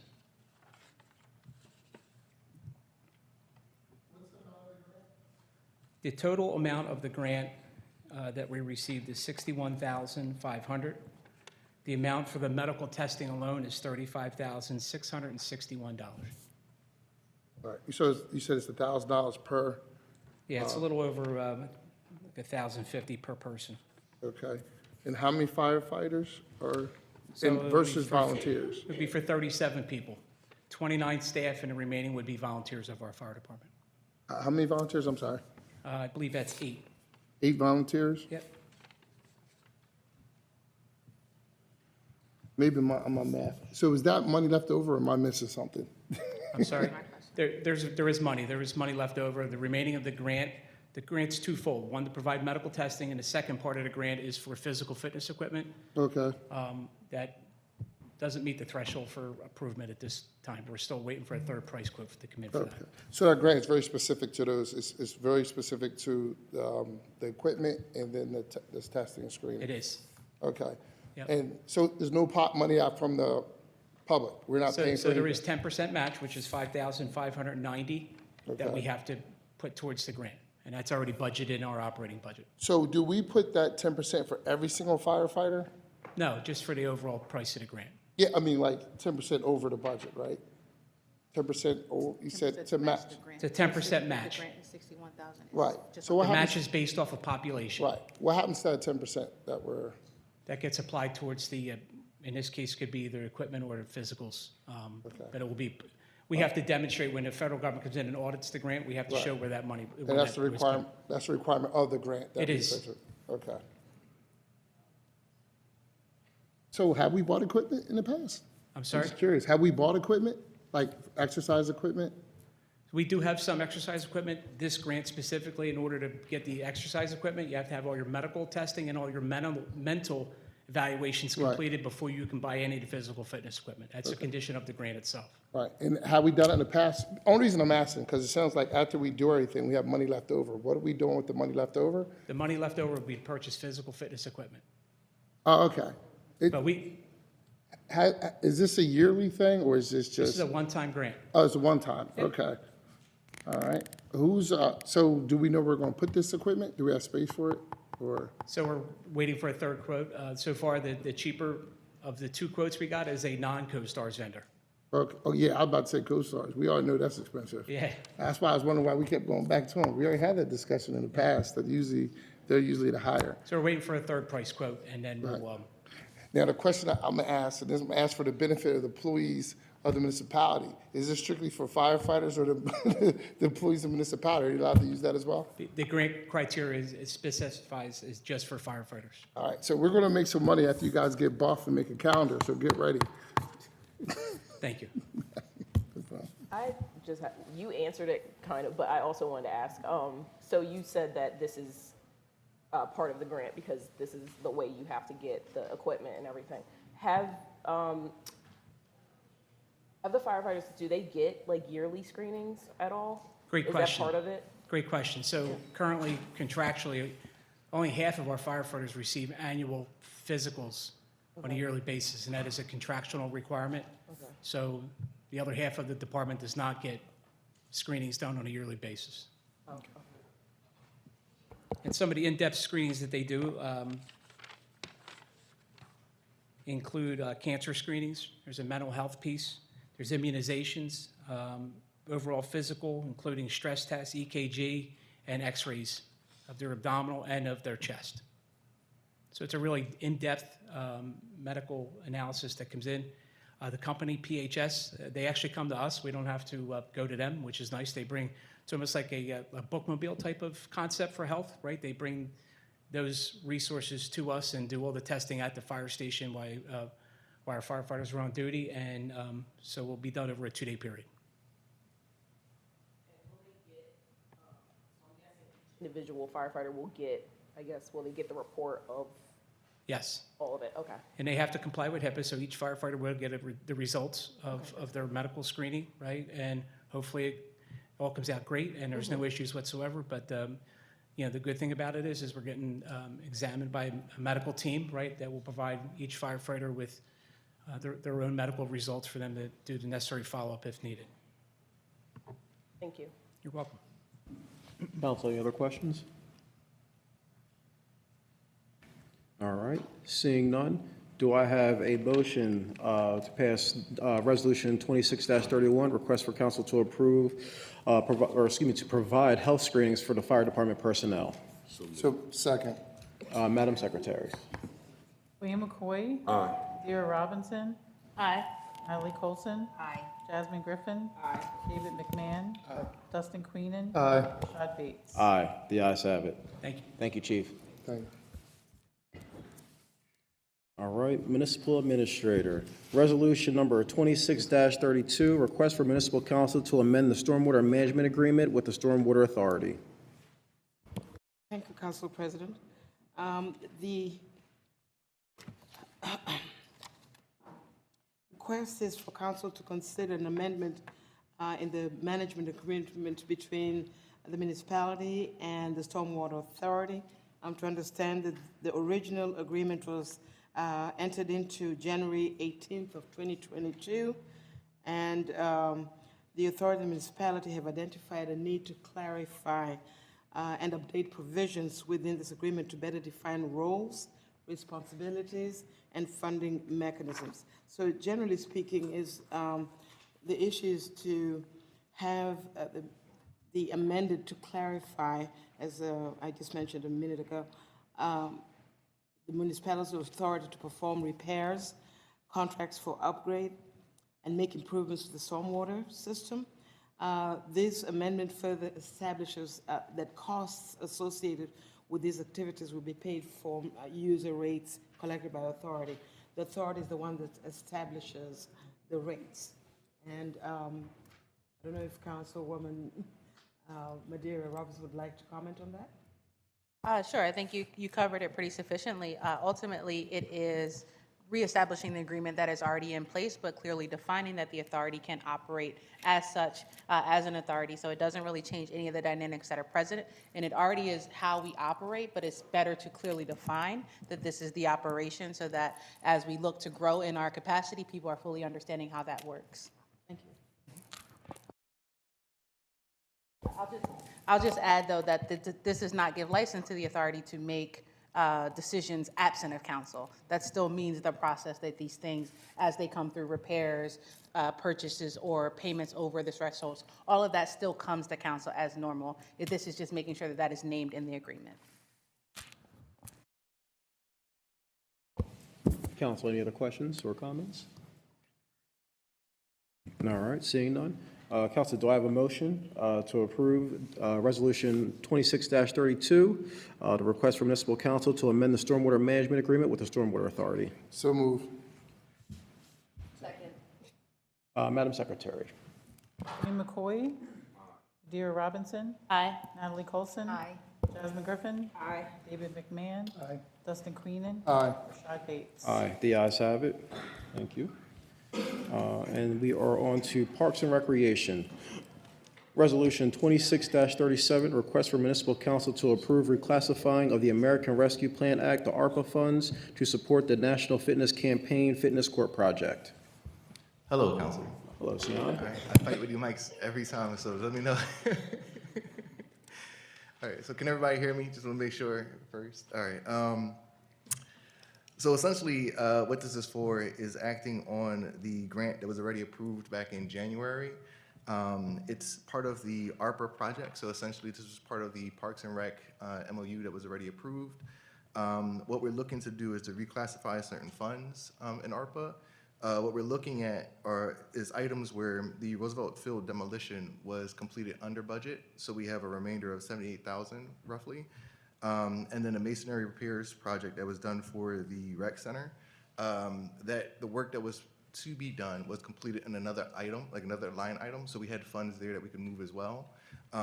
When it comes to the ARPA funds, we can't move those funds, we can't touch them unless they're reclassified, but at the same time, since those projects are already done, we can't use them either. So we're trying to reclassify it to this project in order for us to complete the fitness center, essentially the fitness course, and we don't lose the ARPA funds that are sitting unused. So there's $78,000 of ARPA funds that we're trying to reclassify. Correct. That would go towards the fitness course, and essentially that's under the Roosevelt Field demolition item. Right. And you can't retouch it underneath that demolition, so it would need to be reclassified in order for it to be used. Okay. But essentially, if we don't move it, it'll be forfeited. And how much of our funds were we going to use for this project? Essentially, if we reclassify, we wouldn't use any of our Right, funds. but what was the original amount? So through the grant that was there, it was $40,000 that was given towards the grant to the project, but we're still required to have the installation and so forth, which I think is roughly comes to like $192,000 roughly.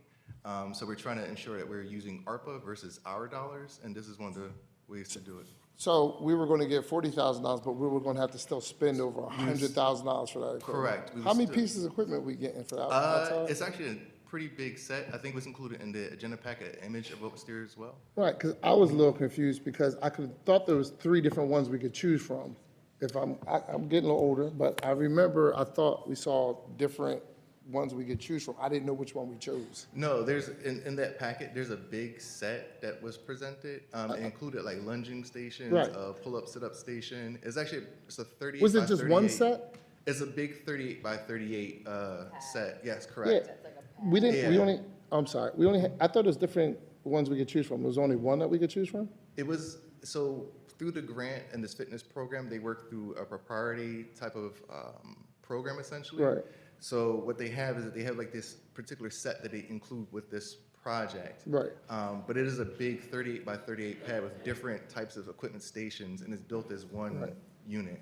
So just in case people don't know, this is for you, you know, you can work outside.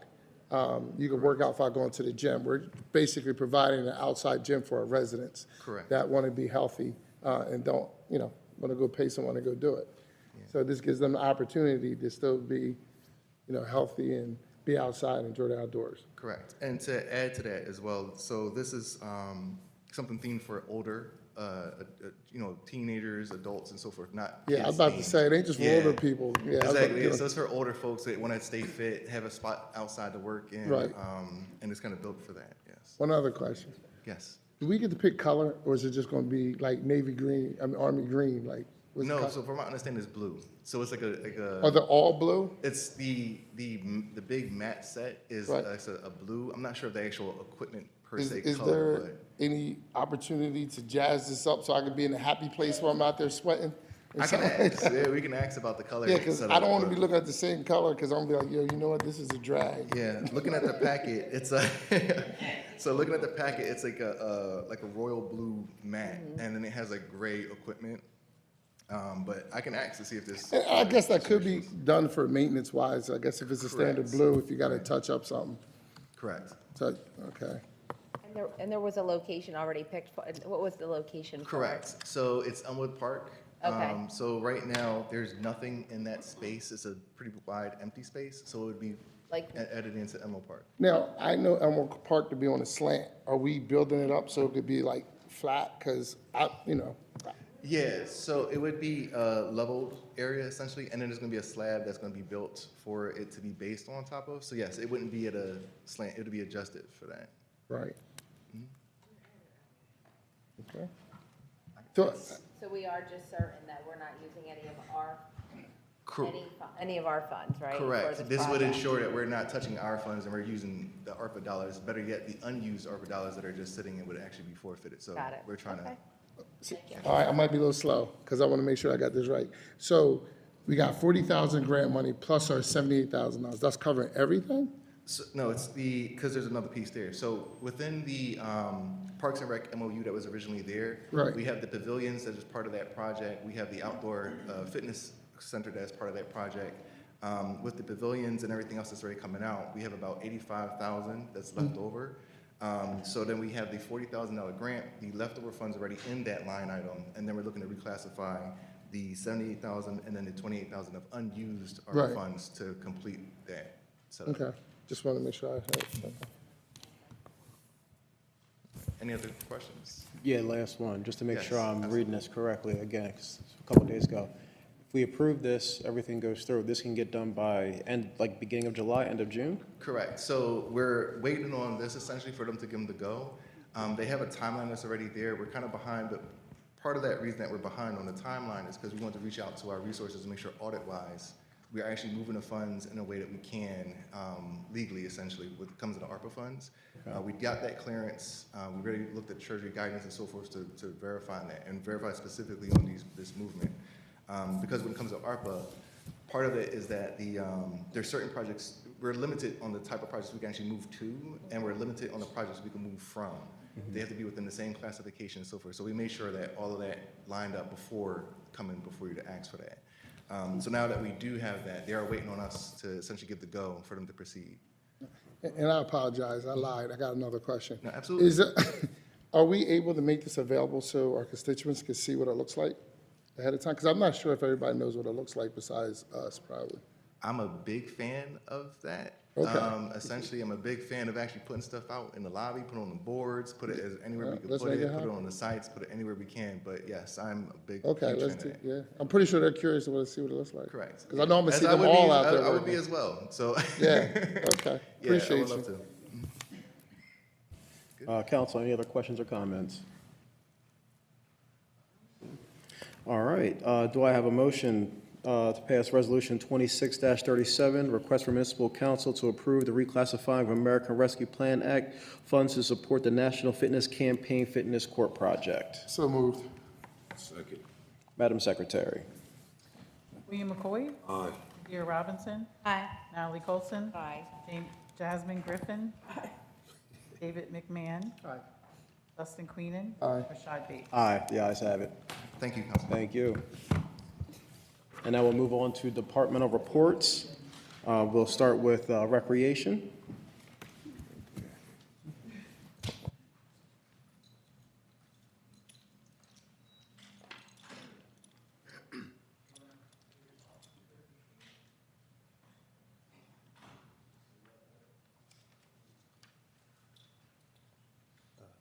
Good evening, Council.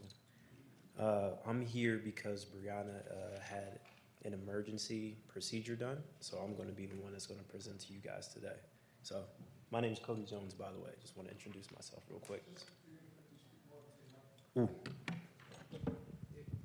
Is this better? Okay. All right, sorry about that. If you guys didn't hear me before, Brianna had an emergency procedure done, so I'm going to speak for her. My name is Cody Jones. I'm the recreation manager for the municipality. Which way? Which way? There we go. So far during the week, we have a few programs going on. Tuesdays and Thursdays, we have our girls group that comes in from 3:30 to 5 p.m. We actually are partnering with Nike as well. They come once a week for an hour from about 4 to 5 o'clock. And they introduce or help introduce and continue with play and specific things, ideally for girls between the ages of 7 to 12. We have a San Benito Soccer Club. They come on Mondays and Wednesdays and Fridays between 6 and 9 p.m. And they are here to help with the soccer program throughout Norristown. They have their own program. They are from the ages of, goodness, 5 to 13 or so, and they practice with their soccer club, and we've had them at least since I've been there for the past year and a half, and they've been pretty consistent with being in our gym from October until about a couple weeks from now. We have pickleball on Tuesdays with Heyday from 6 to 8, bingo on Thursdays at 12 p.m., 12 to 2 p.m., and there's another one on the bottom. It's cut off, but we have the men's softball league at Latshaw Field from April until August. So in February, we had our first Valentine's Day Heart Hop. It was an event that we're trying to continue to do year after year. It was our first time having it. We partnered with Rotation Records to supply the music for the kids and family, and we had about 30 families participate in our first event. So a really good turnout for us. We didn't have enough giveaways for the families because we were trying to see how it was going to go the first time, but it felt really good. And I love that a lot of the kids were able to bring their friends. Some were able to bring significant others that they wanted to bring. We had juice and giveaways for the kids and stuff, so I really enjoyed that, and we hope to have it again next February. But to continue with the trend of this presentation, we're trying to have events every month throughout the year. So once a month, we're trying to do something to bring everybody to the community or to the rec center and have an activity to do. In March, we had our 3rd annual iftar.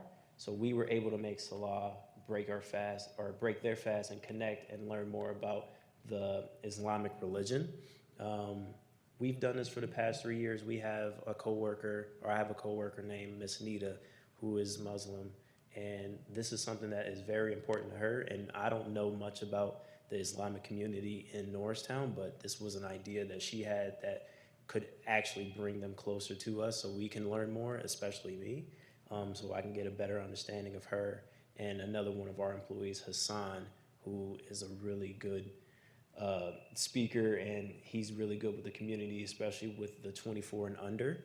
He's really good at basketball as well. So this is one of the events that we like to host and, give them a safe space to feel comfortable with us and also get to know what we have going on. In April, we had our spring egg hunt. This is our second time, at least since I've been here. Last year, I'm gonna give you some insight. We didn't have like an idea of how many people would come and participate. So we purchased about 500 eggs or so, placed them out, and they obviously went very quick. So we had to run back to Dollar Tree and get more candy and eggs and stuff like that. So this year we had about 3,500 eggs that our team built, and we still ran out in that time frame.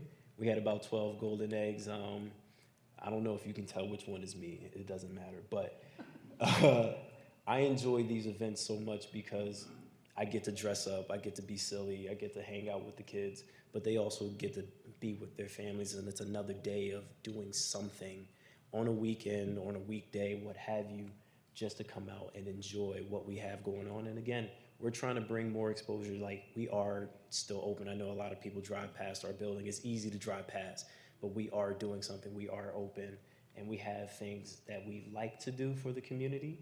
But yeah, the 3,500 eggs it took about 3 or 4 days to fill, and it probably went in less than an hour. So it was a really good turnout for this event. Oops. And so for upcoming, we have summer camp going on. This is our busy season, and we have a few spots left. So if there's any families that are able to, or want to sign their kid up for our summer camp, I put a QR code up there, and I put the ages that we have spots left for. So 5, there's 5, 6 to 7, we have 4 spots. Ages 8 to 9, 3, and ages 10 to 11, there's 1 more. And our spring basketball leagues is actually getting ready to start. We finished our evaluations last week, and we have our games starting next week. We'll have games from April 28th to June 12th. With the partnership of the school, we're able to use Eisenhower and the High if we're not able to use our space. We do have enough, but to have games going on simultaneously is the best thing for us to do. And yeah, this is our busy season. We've been, buckling down, trying to get everything prepared, especially for summer camp. That's like the biggest thing that we usually have. And our basketball league is, like I said, is getting ready to get started. So that's my favorite. I get to actually run the whole thing, and I don't have to coach this year, thankfully, but I appreciate all of the community members that want to volunteer and help us out, and continue to put the kids first. And it's something that makes me happy. And lastly, the thing I'll say is I really appreciate all of the team members that we have. I certainly would never be able to do this alone, so I want to be able to give them a shout out and all the hard work that they do. I try to tell them in person, but I'd like to give them a bigger platform such as this to let them know that they are greatly appreciated, and we just want to continue to do better and better for the next quarter and for the rest of the year. So that's my spiel. Try to keep it short. Does anybody have any questions for me? Yes, ma'am.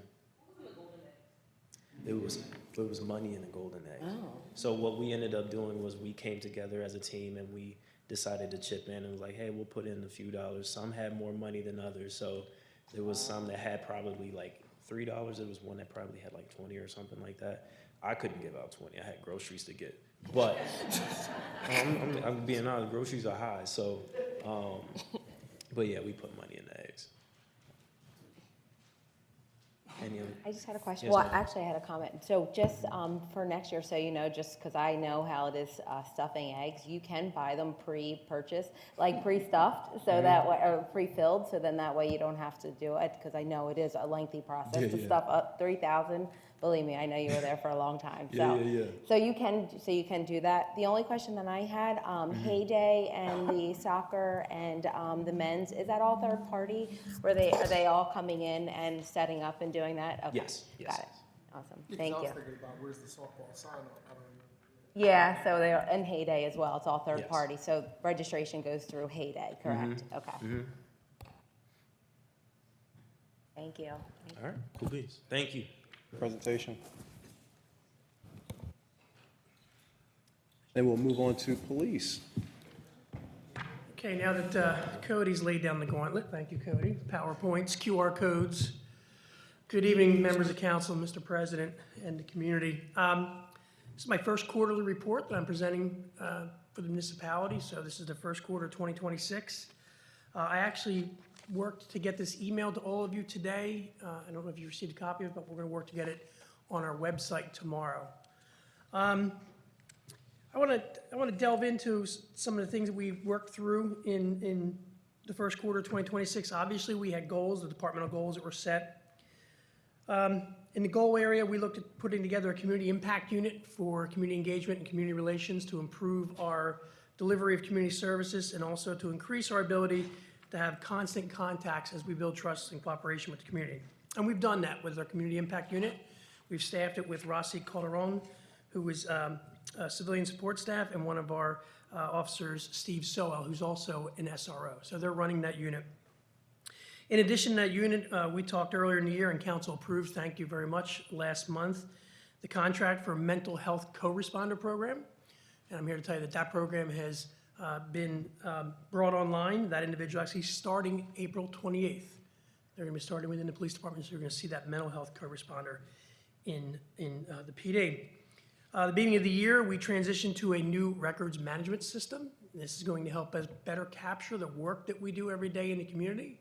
Our legacy system was about 20-some years old, and it really didn't allow us to drill down and get the data that we need to make sure that we're giving the community the service that it needs, and we can track this. Because one of the things we've talked about is a workload analysis. We constantly are looking at how many police officers do we need, how do we best deploy them. You've heard me talk about resource allocation, you've heard me talk about staffing the street and staffing our community at the times when they're most needed. So we don't have the same amount of officers on a Sunday morning when nothing's going on versus the same amount of officers on a Friday night when we're very busy. So that RMS, or record management system, is going to help us do that.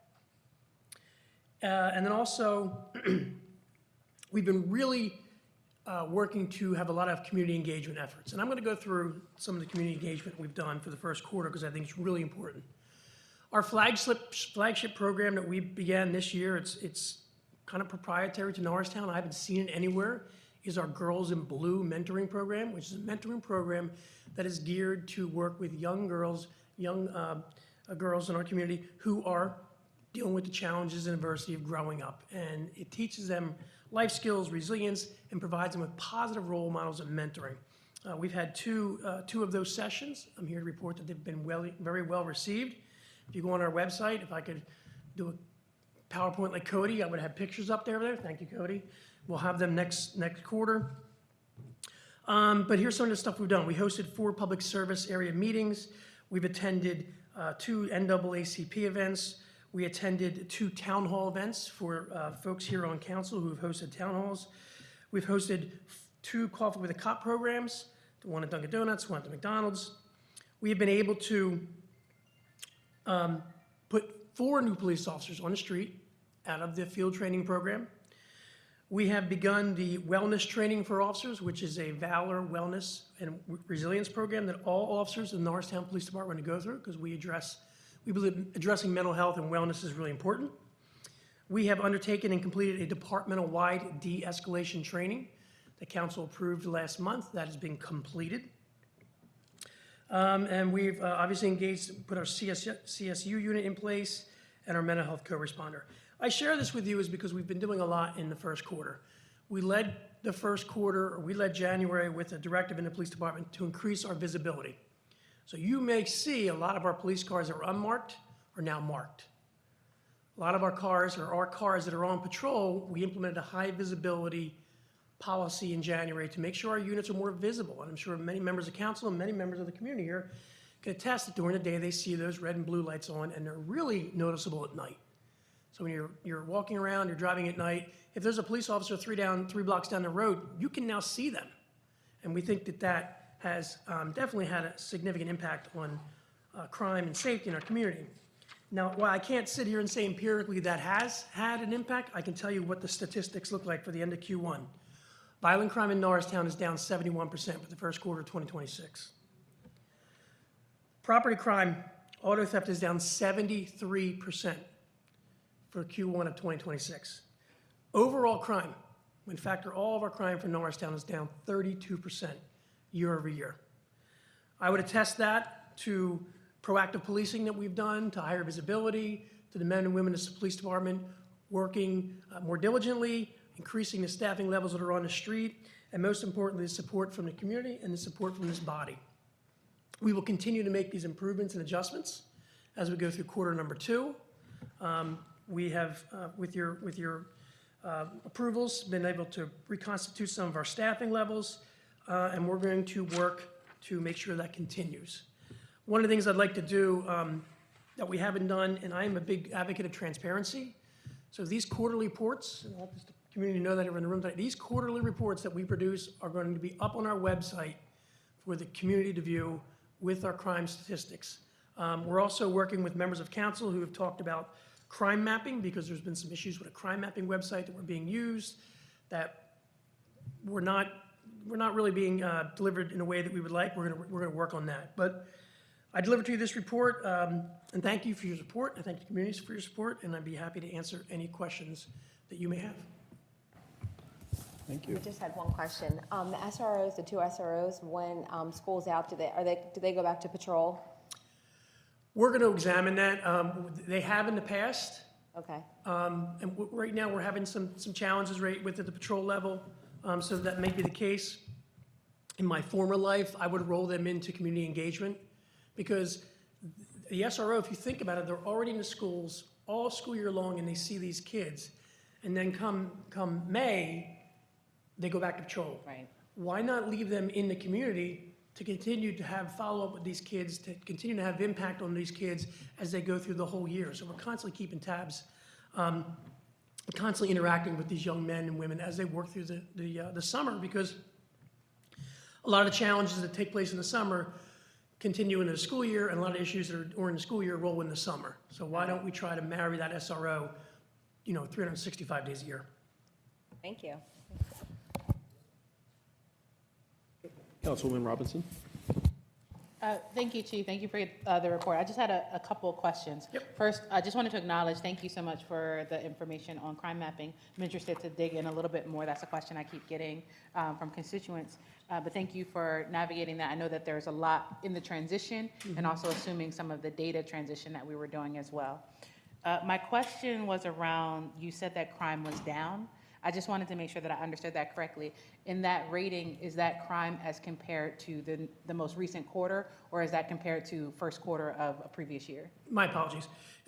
So we're doing a quarterly comparison. So this is the first quarter of 2025 versus the first quarter of 2026. So it's that 90-day window. We're taking the first Q1 of 25 and we're taking it compared to Q1 of 26, and those are the reductions that we've seen.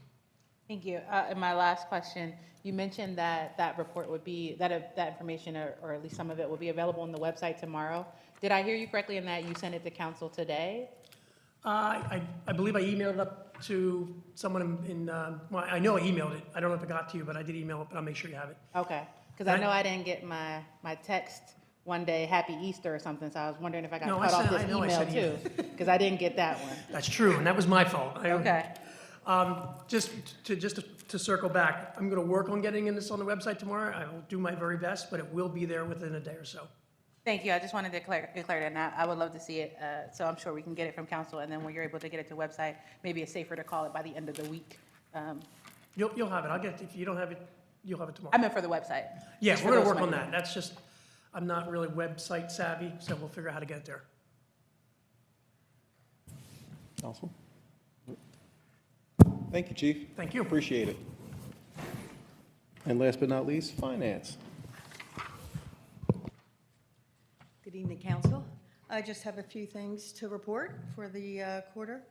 The past month, most of the finance team has been working on the real estate tax collection, and the discount period ended last week on April 15th.